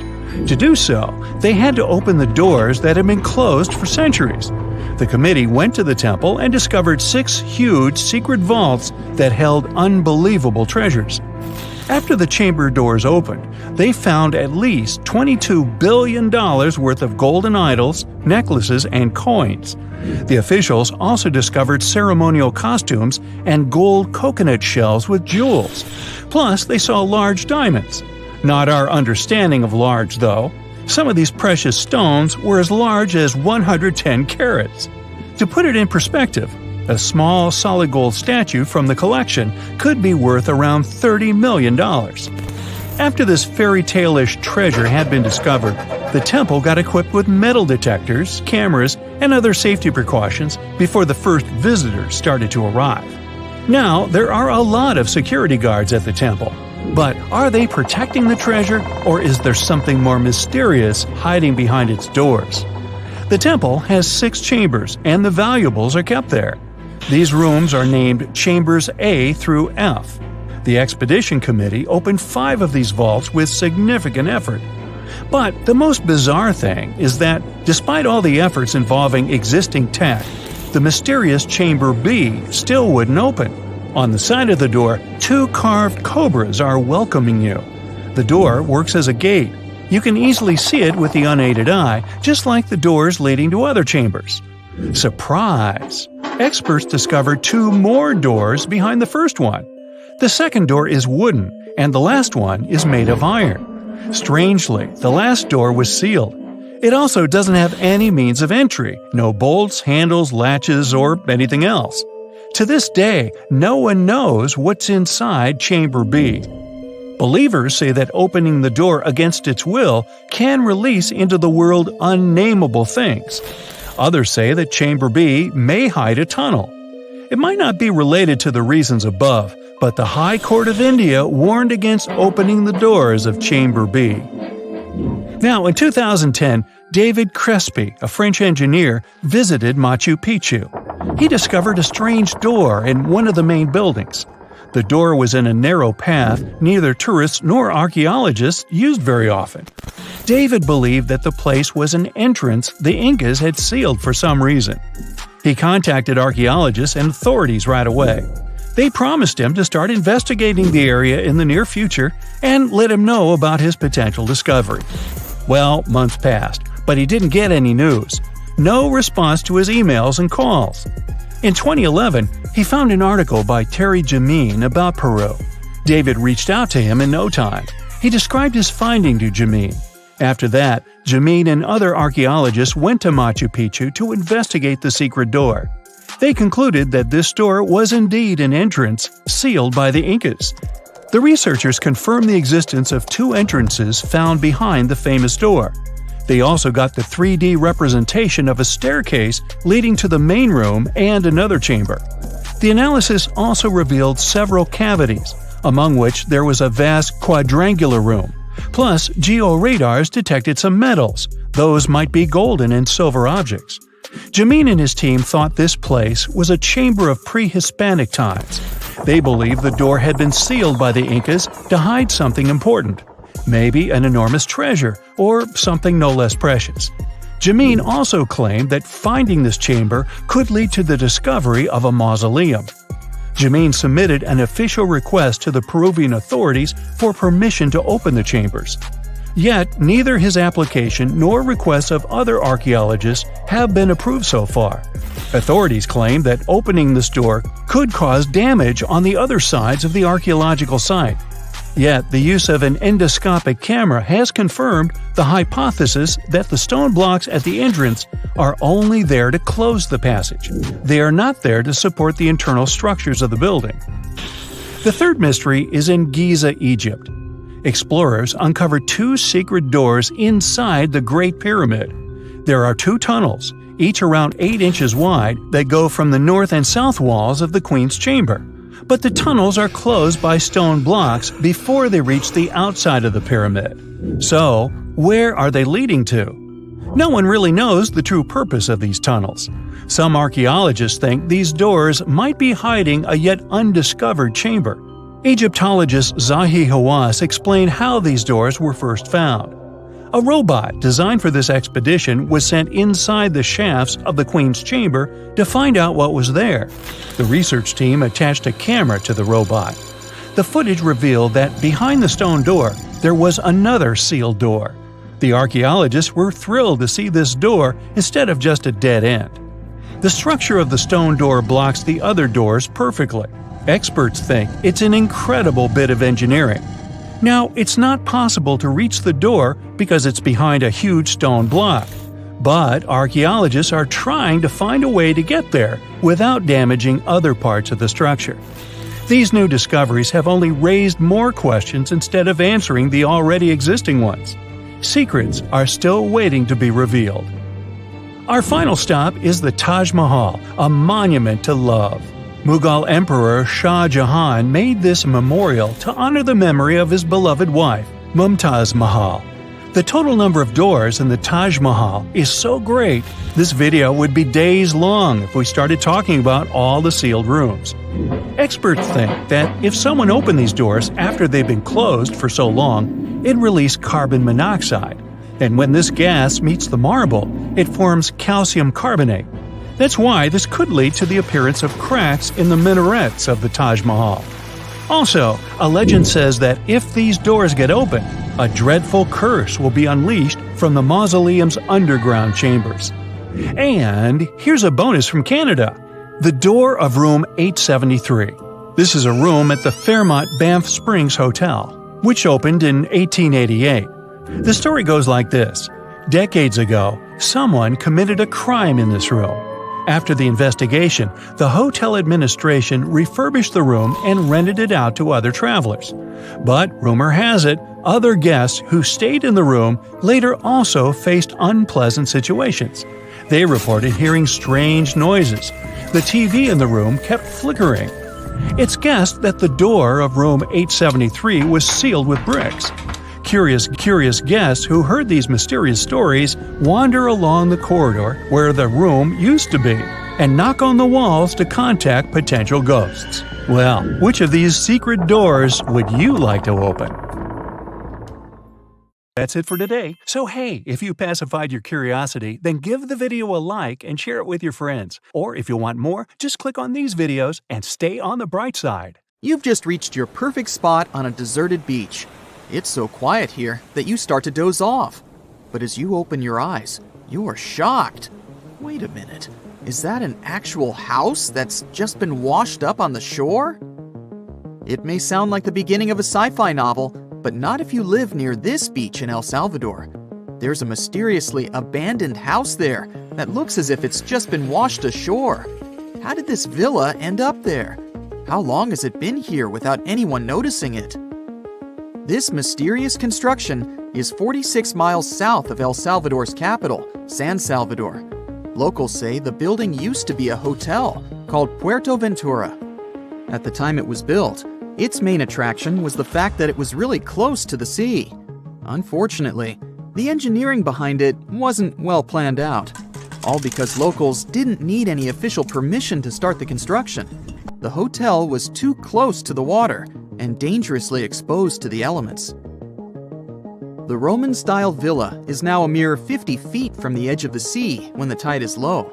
It can only be accessed in the morning because later, the tides fill the first floor with salt water. What's now left of the hotel looks like the ruins of a 2-story house. The front part is very impressive, with Roman-type pillars. It also has wide windows on the second floor.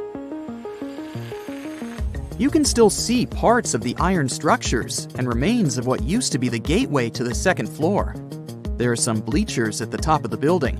They're sometimes used by tourists. More and more people are now browsing the area, taking photos, even though the building is obviously not safe for climbing. There's little information on how long it's been sitting in its current location, but some locals say it's been there for at least 20 years. It had remained a local secret for years before it was discovered by a TikTok user in 2021. But that doesn't answer the question. How did the hotel end up in another location altogether? This is where things become a little fuzzy. While some locals say that the building was abandoned decades ago, others claim it was deserted after Hurricane Mitch hit the area back in 1998. Hurricane Mitch was one of the most dangerous weather phenomena to ever hit Central America. During the storm, the winds traveled at 178 miles per hour, and the hurricane itself lasted for about 15 hours. It was also the cause of a huge amount of rainfall, which resulted in floods and many dangerous landslides. Being built so close to the shoreline, the former hotel had little chance of surviving the extreme weather conditions, so it must have been literally displaced. After sitting under the sun, you might start dreaming of some snowballs getting washed ashore. To even out the temperature. I'm not kidding. This strange natural phenomenon did happen back in 2016. It resulted in about 11 miles of the coast of the Gulf of Aab in West Siberia getting covered with huge snowballs. Because of the low temperatures, small pieces of ice started to form in the water. Afterward, the wind and waves rolled them into giant snowballs. Some of them were the size of a tennis ball, but others were up to 3 feet wide. A 2004 Harley-Davidson night train motorcycle popped up ashore on a British Columbia beach back in 2012. It was neatly packed inside a shipping container. It took some time to do it, but the owner was eventually traced down. His name was Ikuyo Yokoyama, and he lost his motorcycle after a tsunami struck Japan on March 11, 2011. To get to its final destination, the Harley-Davidson traveled more than 4,000 miles. To celebrate its long journey, Yokoyama donated the bike to the Harley-Davidson Museum in Milwaukee. It's been on display there ever since, in case you want to visit. This strange phenomenon made it look as if someone spilled dish soap all over the beach. But it does happen pretty often in Queensland. Sea foam covers the shore there a couple of times each year. It mostly happens after a storm, when ocean waves move dissolved organic matter around. It's basically like a giant ice cream maker. After Cyclone Debbie back in March of 2017, some beaches actually needed to be closed because of huge amounts of white foam. The wind even brought some of that foam to the nearby towns, making locals believe it was snowing. Would you be surprised to see a 6 by 6 foot rusty metal die washed ashore on your local beach? Because back in 2017, people in Coeur d'Alene in Idaho sure were. It turned out to be an old storage tank. Someone decided to spice it up a bit by adding some white spots to make it look like a die. In 1992, thousands of rubber duckies got stranded at sea after a large container ship that was transporting them was hit by a wave. As you can imagine, the ducks started popping up all over the world, in Hawaii, Alaska, South America, Australia, in Europe, and even in the Arctic. It's estimated that a couple hundred of those unlucky rubber ducks are still out there. Interestingly, they turned out to be very useful to scientists. Based on their movements, researchers can monitor the direction of water currents. If you happen to like dinosaurs, you'll be happy to know sea waters can also bring ashore some fossils. In 2018, a large dinosaur jawbone ended up on the coast of Lilstock Beach in Somerset, England. It used to belong to a dinosaur called Ichthyosaurus. Thanks to this finding, scientists were able to make an impressive discovery.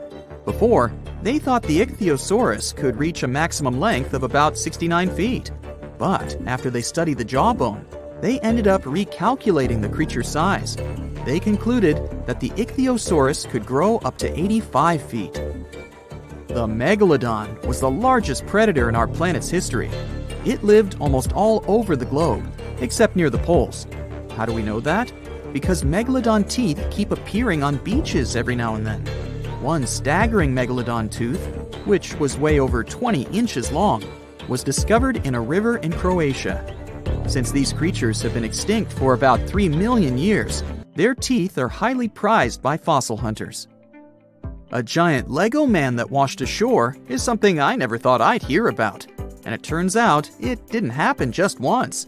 There were 4 of these giant Lego men in total, each around 8 feet tall. One was found in England and one in the Netherlands, while the other 2 popped up in Florida and California. It was surely not a coincidence, and after some research, people found out that a Dutch artist was behind this. Ego Leonard started this project as a personal statement campaign. A short film was even made about this, and it was called No Real Than You Are. This sentence was written on each of the 4 Lego men put to sea.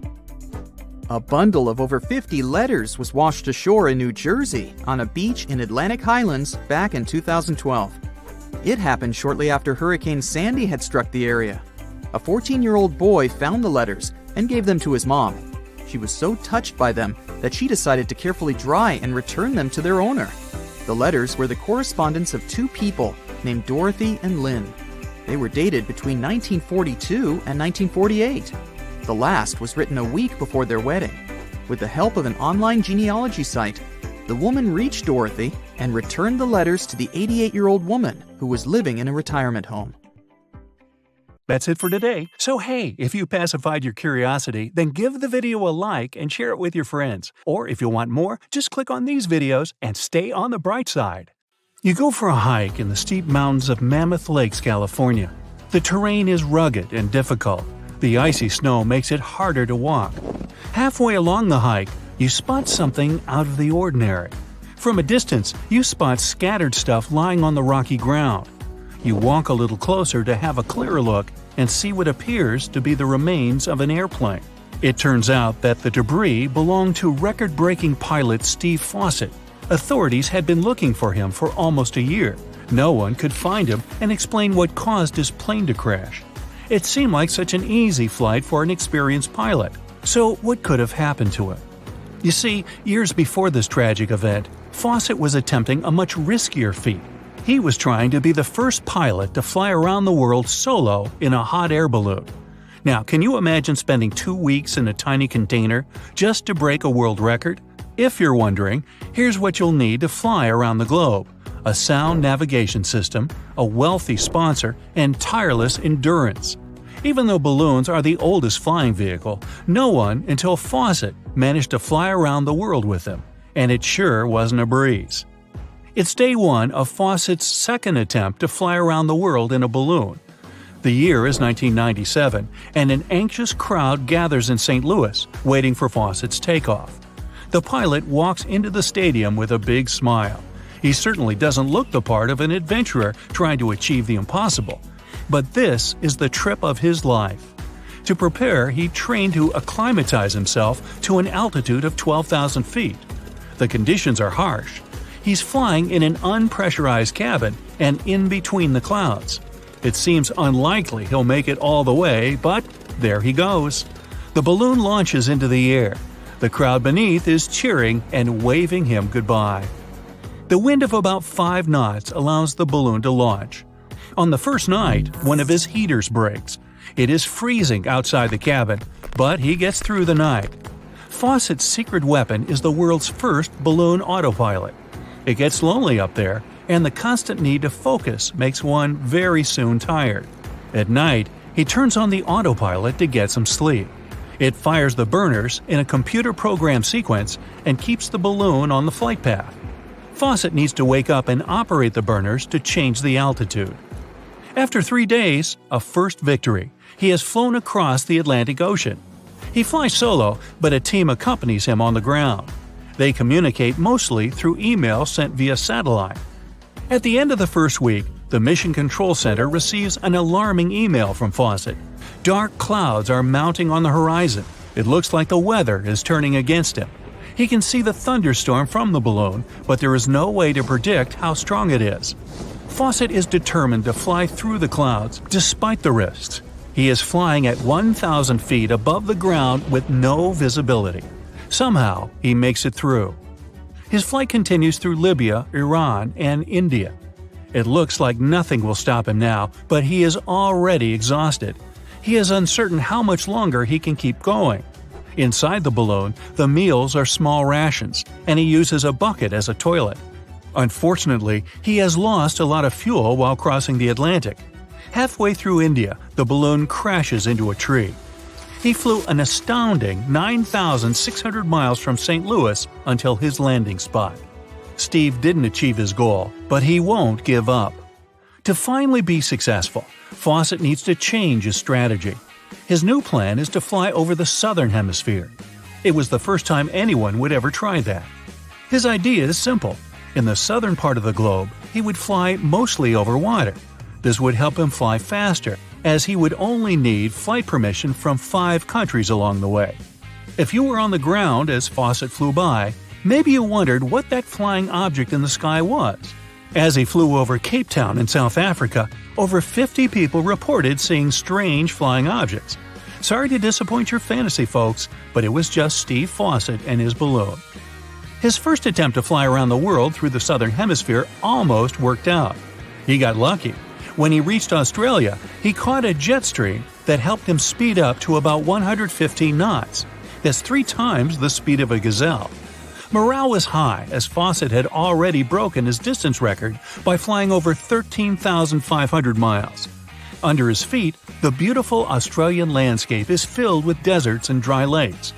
He crossed the Australian coast at 8:22 p.m. local time, and his next expected landfall was in Chile, over 7,500 miles away. But again, a huge thunderstorm got in his way. After entering the storm, the balloon showed how fragile it was. The lightning and fierce winds tore the balloon apart. This time, he wouldn't make it through. He fell into the ocean as the balloon caught fire. A rescue team waited until morning to go look for Fawcett. A Hercules aircraft rescued him from open waters. In his 6th attempt, Fawcett made it around the world in a hot air balloon. The Spirit of Freedom balloon landed in Queensland, Australia, after a 2-week flight across the globe. He flew at speeds of over 200 miles per hour and journeyed over 19,263 miles. Fawcett had done it. He was the first solo pilot to cross the world in a balloon. However, he didn't stop there. Soon after breaking this world record, he wanted to do the same on a different vehicle. He convinced Richard Branson, the owner of Virgin Atlantic, to fund a single jet-powered aircraft, later called the Virgin Atlantic Global Flyer. On the 8th of February 2005, the Global Flyer took off. It set out to circumnavigate the Tropic of Cancer, an incredible length of around 23,000 miles. Out of luck, or sheer ingenuity, Fawcett broke yet another world record. He overcame a major fuel loss early on in the flight and made it all the way back to Salina in Kansas, where he originally departed from. Did this story make you want to hop on a hot air balloon? Fawcett was the expert in aerial adventures and extreme conditions. This is why his disappearance in the Sierra Nevada mountains was full of mystery. What could have happened to take down such an experienced pilot? On the 3rd of September 2007, Fawcett took off from a Nevada ranch with this single-engine plane named Super Decathlon. It was a simple, leisurely day flight that took a dark turn. Fawcett never made it back to the ranch. A search and rescue team was sent to find the pilot and his plane, but they returned empty-handed.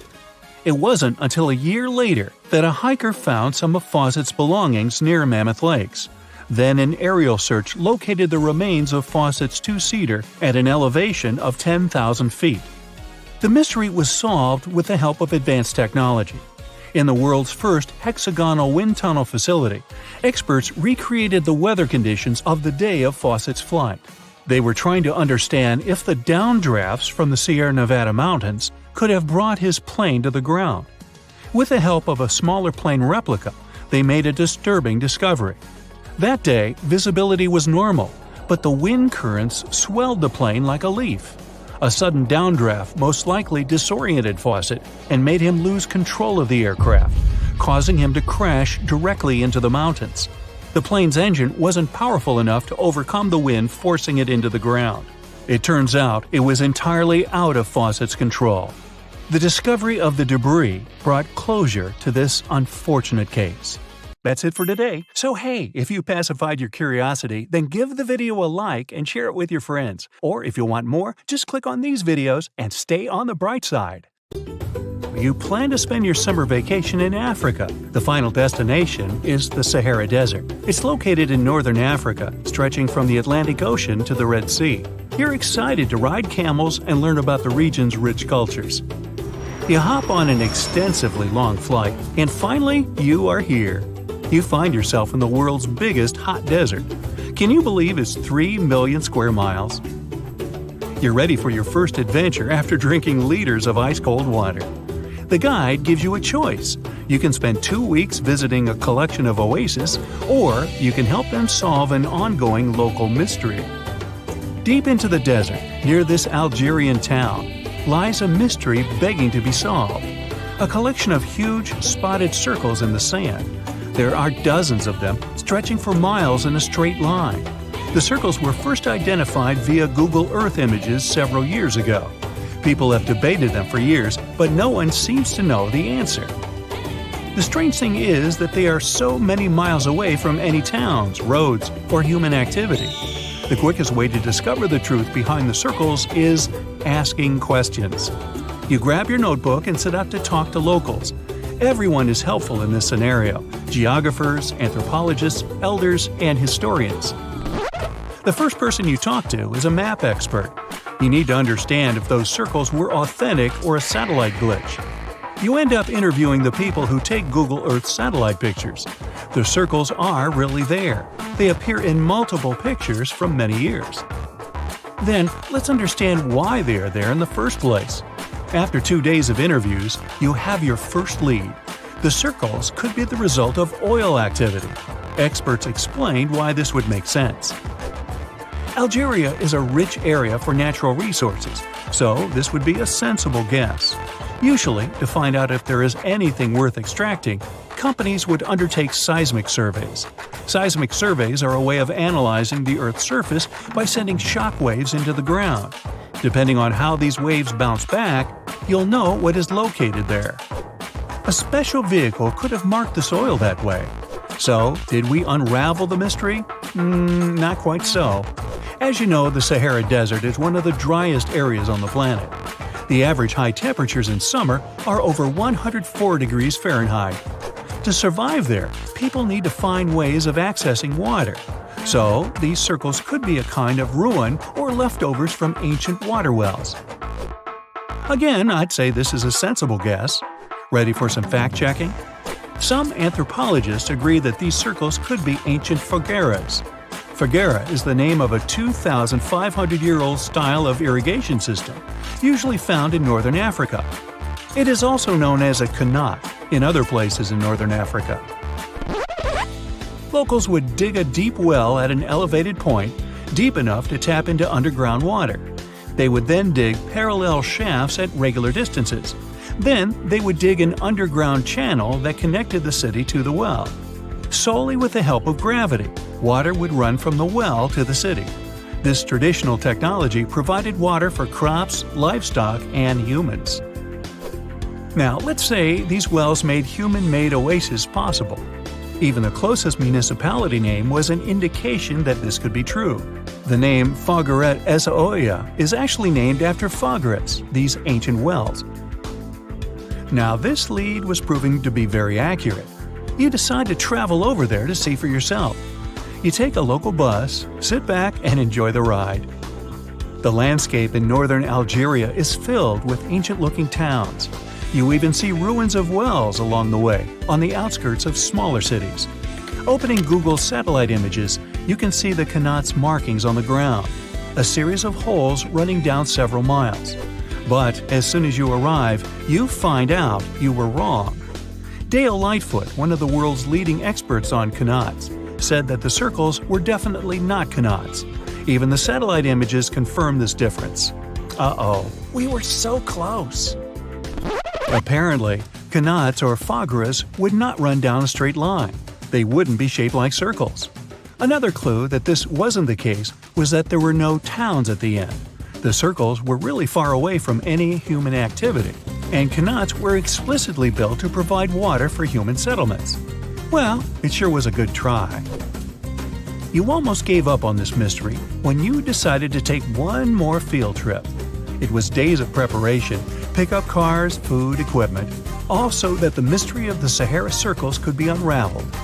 On the first day, you drove over 99 miles into the desert. You were always curious to see what this part of the world looked like. Over there, you see nothing but mustard yellow dunes. The night sky is pretty decent though. You can see the entire Milky Way with your own eyes. You set up camp and sleep under a canopy of stars. The next day, tension grows. There's no cell reception. Oh dear. But thankfully, you added the coordinates of the circles to your Google map. And surprise, the offline mode works out there. You follow the coordinates, but it leads you astray. You start to get nervous, thinking this was all in vain. But you and the team get into the car and drive a few more miles past the coordinates on your phone. After a very bumpy ride, you can't believe your eyes. There it is, an enormous crater dug on the sand, surrounded by 12 smaller holes. From up high, it looks like a clock, without the pointers, of course. On the ground, they're very faint, so faint you almost miss them. Searching the area, you notice all the holes had something similar, metal wires, thin wires that you can pull from the ground. They're buried deep, so you start digging. An object starts to reveal itself. Uh-oh, it looks like old dynamite. This certainly surprises you. Better stop digging to avoid any accidents. At the end of the survey, you feel satisfied, but still curious. What could all this dynamite mean? And who put it there? What comes next is the turning point of your adventure. Walking back to the car, you see something shining on the ground. You approach the item with curiosity. It's round and rusty and looks like a sardine can. What's that doing here? Could this give you more clues about the circle's mystery? Just in case, you pick it up and put it in the car. Back in the city, the puzzle pieces start to reveal the story behind the Sahara circles. You bring photos and the sardine can and show them to local experts. They analyze your material and give you an intriguing verdict. As it turns out, guess number 1 was the closest one to the truth. So, what happened to the first guess? Why do we need to keep digging deeper? Well, because it was only half right. The Sahara circles are not a historical footprint of seismic surveying. Back when the circles were made, this technology didn't even exist. But they sure are related to oil exploration. The dynamite-filled holes were an old method for oil searching. The circles are the leftovers of surveyors looking for resources underground. And the sardine cans? Well, they were left by the workers who held explosion works. You gotta eat, right? According to the model of the can, this happened more or less around the 1950s and 1960s. So these circles aren't even that ancient. More like modern ones, if you ask me. Well. Hope you are glad you tagged along and helped unravel this mystery. See you in the next mystery-solving adventure. That's it for today. So hey, if you pacified your curiosity, then give the video a like and share it with your friends. Or if you want more, just click on these videos and stay on the bright side. Ancient as the world, a huge bottomless hole releases disgusting smells filling the area around. Strange sounds come from the depths of this mysterious pit. People are too afraid to walk nearby and discuss this hole out loud. If you look down there, you'll see nothing but ominous darkness. All this sounds like a plot from some horror movie. But this is reality. This creepy hole really exists, and now we're going there to find out what it is. You get on a plane and fly to Southwest Asia. Then you go to the south of the Arabian Peninsula. You get in the car and drive to the place called the Well of Barhout. Nobody agrees to go with you because they believe this place is so dangerous. It's located in the desert of Yemen's Al-Mara province. To get there, you drive through dunes and lifeless plains. The closer you get to the hole, the quieter it becomes around. There's almost no vegetation, and you don't see any animals. Only a few birds fly by. Your GPS says you're almost there. You stop the car, get out, and an unpleasant smell immediately sneaks into your nose. You can't figure out what it is. Some people think the hole smells like rotten eggs. You cover your nose with a bandage and head forward. You still feel the odor even through the fabric. You take a few steps forward and finally see it. A giant hole in the middle of the desert. It's 100 feet wide. This is almost the size of a basketball court. But it's not the size that scares you, but the darkness. It's so black that you can't see anything. It's like someone spilled a spot of black paint in the middle of golden sand. The sun's shining brightly, but the hole absorbs all the sun's rays. People flew over this place in a helicopter. Photographers used the most powerful lenses for their cameras to see at least something, but they caught nothing but darkness. Even a special drone was floating directly over the pit but couldn't notice anything. And the darkness is so deep that no one has been able to find out the exact depth yet. According to approximate calculations, the depth of the hole is somewhere between 320 and 820 feet. This is almost half as tall as the Empire State Building. You throw a stone into the hole, hear it knocking against the walls. With each knock, the sound becomes quieter. You can't hear the moment when it touches the bottom. You decide to spend the night in the car next to the hole. For several hours, you toss and turn in the seat and can't sleep. Finally, you manage to do that, and you're having a real nightmare. Terrible monsters come out of the hole and surround you. Fortunately, the first sun rays wake you up. Locals also believe this place is a prison for some evil creatures. They scream and emit an unpleasant smell. You hear strange, scary sounds and can't explain their nature. The smell is so disgusting that you get an attack of nausea, so you move away from the hole a few feet to the side.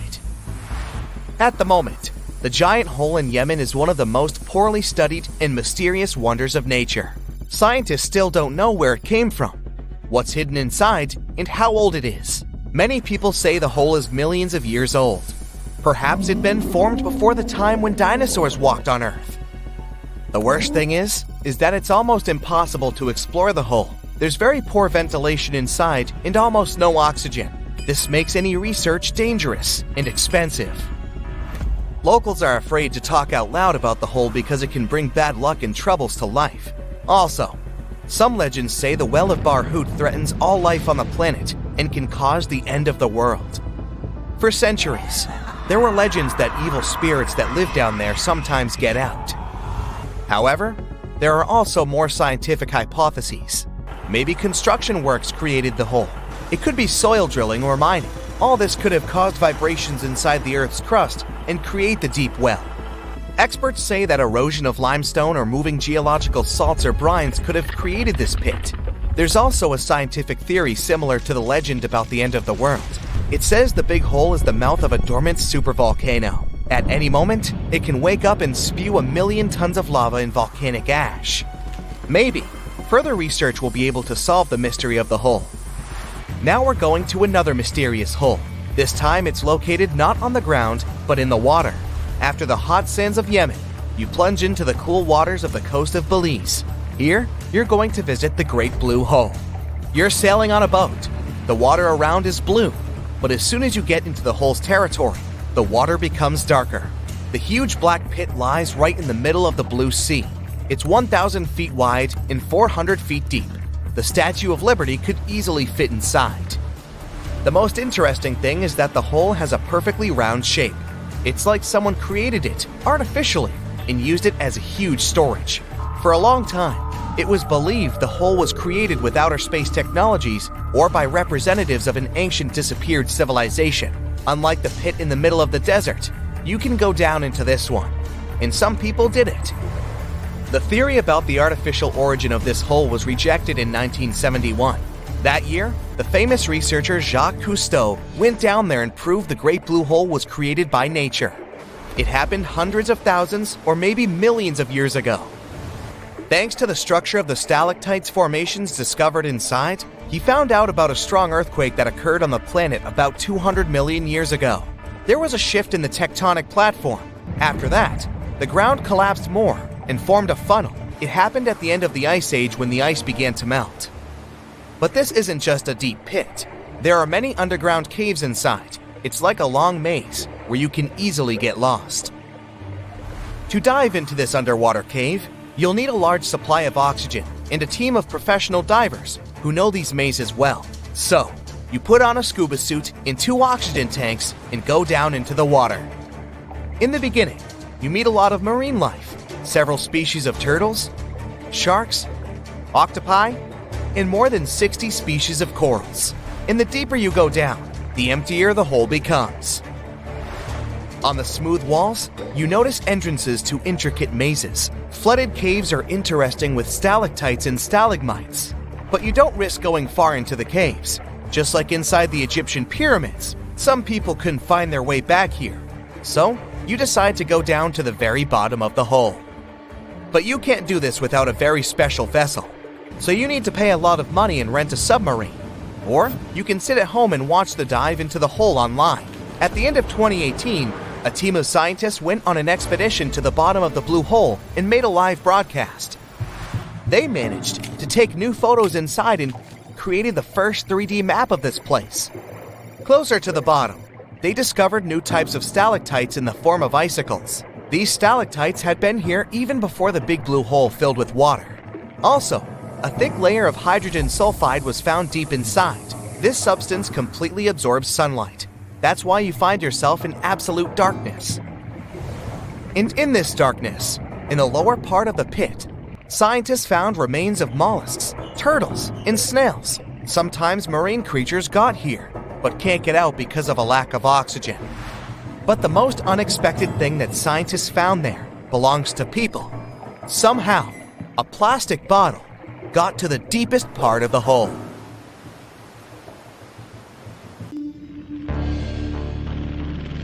In 1945, 5 TBF Avenger aircraft took flight for a routine training exercise around the Bermuda Triangle.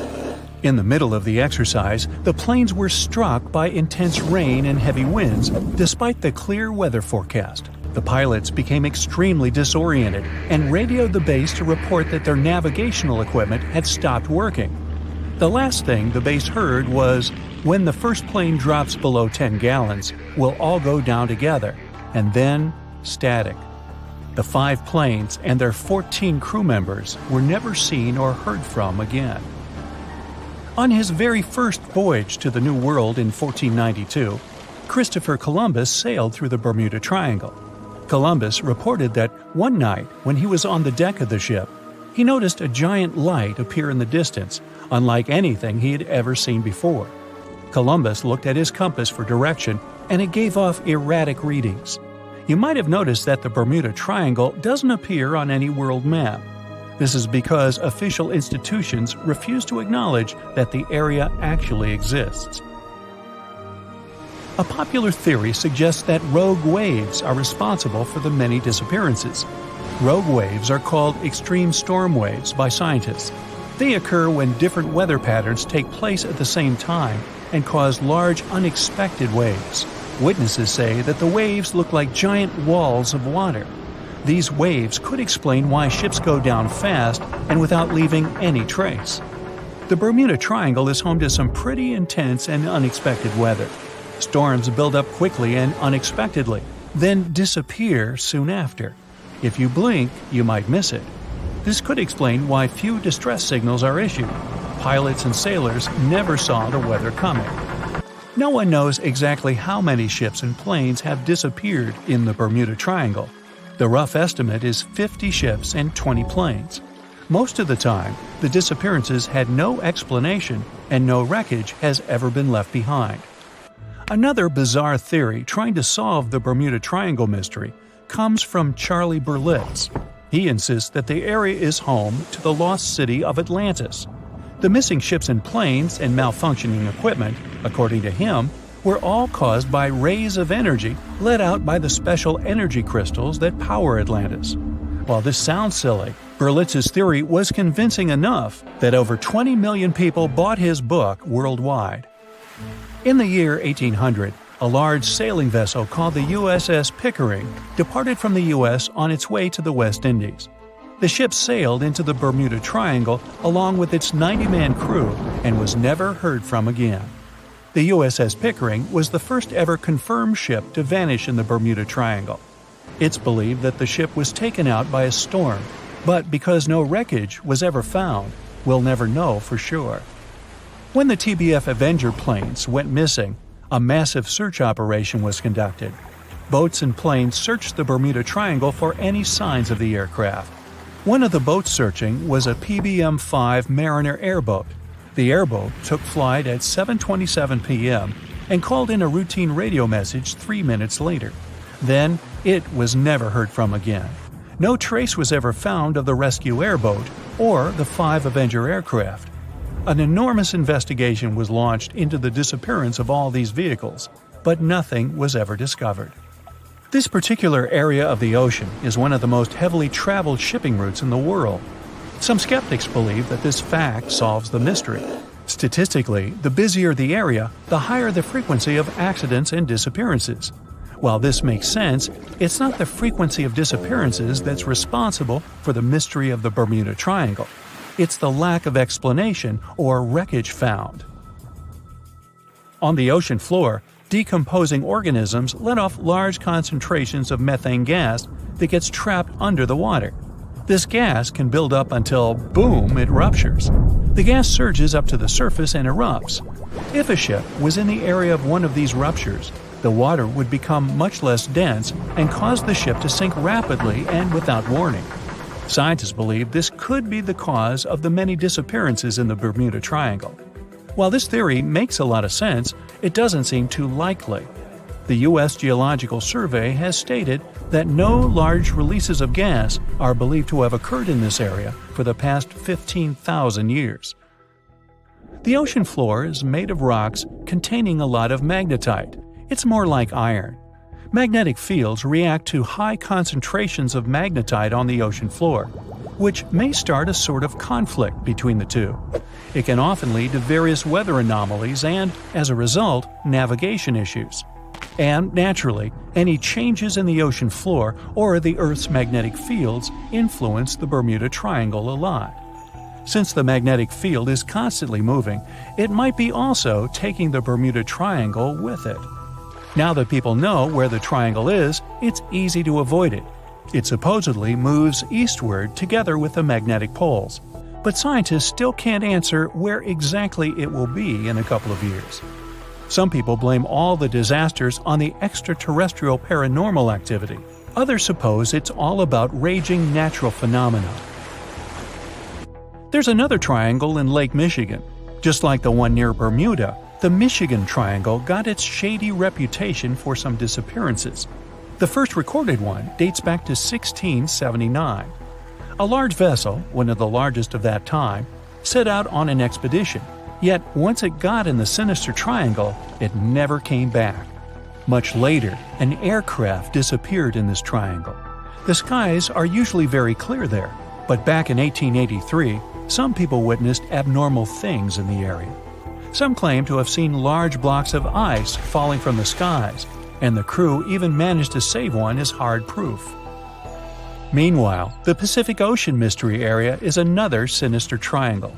Off the south coast of Japan, not far away from Tokyo, there's a sea where plenty of ships met their doom, disappearing without a trace in these waters. They call it the Devil's Triangle. Some scientists believe the cause of anomalies is the environmental changes. Also, there's a really high concentration of methane hydrates on the bottom of the ocean in the Pacific Triangle area.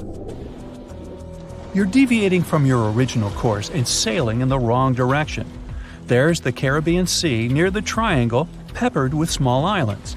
The seafloor here isn't deep. The ship can get in shallow waters. And now the ship is stuck on a shoal, and you have no idea where you are. If this were the 21st century, the ship's captain would be able to reach the shore using GPS and other modern navigation. But the most interesting thing is that the compass would work correctly this time, since the magnetic North Pole hasn't already coincided with the true one for a long time in the territory of the Bermuda Triangle. The agonic line is somewhere far away from here. There are no problems with navigation now, but for some reason, this is where ships disappear. In fact, not just here. Throughout the Atlantic Ocean, there are places where many more ships were gone. The Bermuda Triangle is not even in the top 10 of such places. One of the main reasons why many ships are lost here is that one of the most popular shipping routes in the Atlantic passes through the Bermuda Triangle. And the more ships in one place, the more shipwrecks. Simple probability. Then, it just starts getting weird. Other theories say that there's a space-time rift in this region. Ships and planes fall into this rift and end up in the past or the future. But for some reason, there's not a single proof of this myth. There's no reason to think that the rift is hidden somewhere here. The base of an extraterrestrial civilization is located in the Bermuda Triangle. Visitors from other galaxies steal sea vessels along with the crew, so no one finds the wreckage of the ships. This is also a popular myth that has no scientific justification. The Kraken lives somewhere in the triangle. It's a huge squid that sinks ships and also is a legend that sailors tell each other. However, gigantic squids live in the depths of the ocean. They can grow to the size of half a train car, but no cases have ever been recorded where they sunk a large vessel. And in the area of the Bermuda Triangle, they have never ever been seen. People in the past didn't know about the existence of these creatures, so when they saw them for the first time, they described them as huge, terrible monsters. Giant squids are some of the most elusive creatures on Earth, and scientists had to use sonar equipment to find them.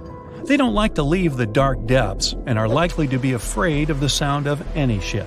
So, that should squash the squid as a suspect. That's it for today. So hey, if you pacified your curiosity, then give the video a like and share it with your friends. Or if you want more, just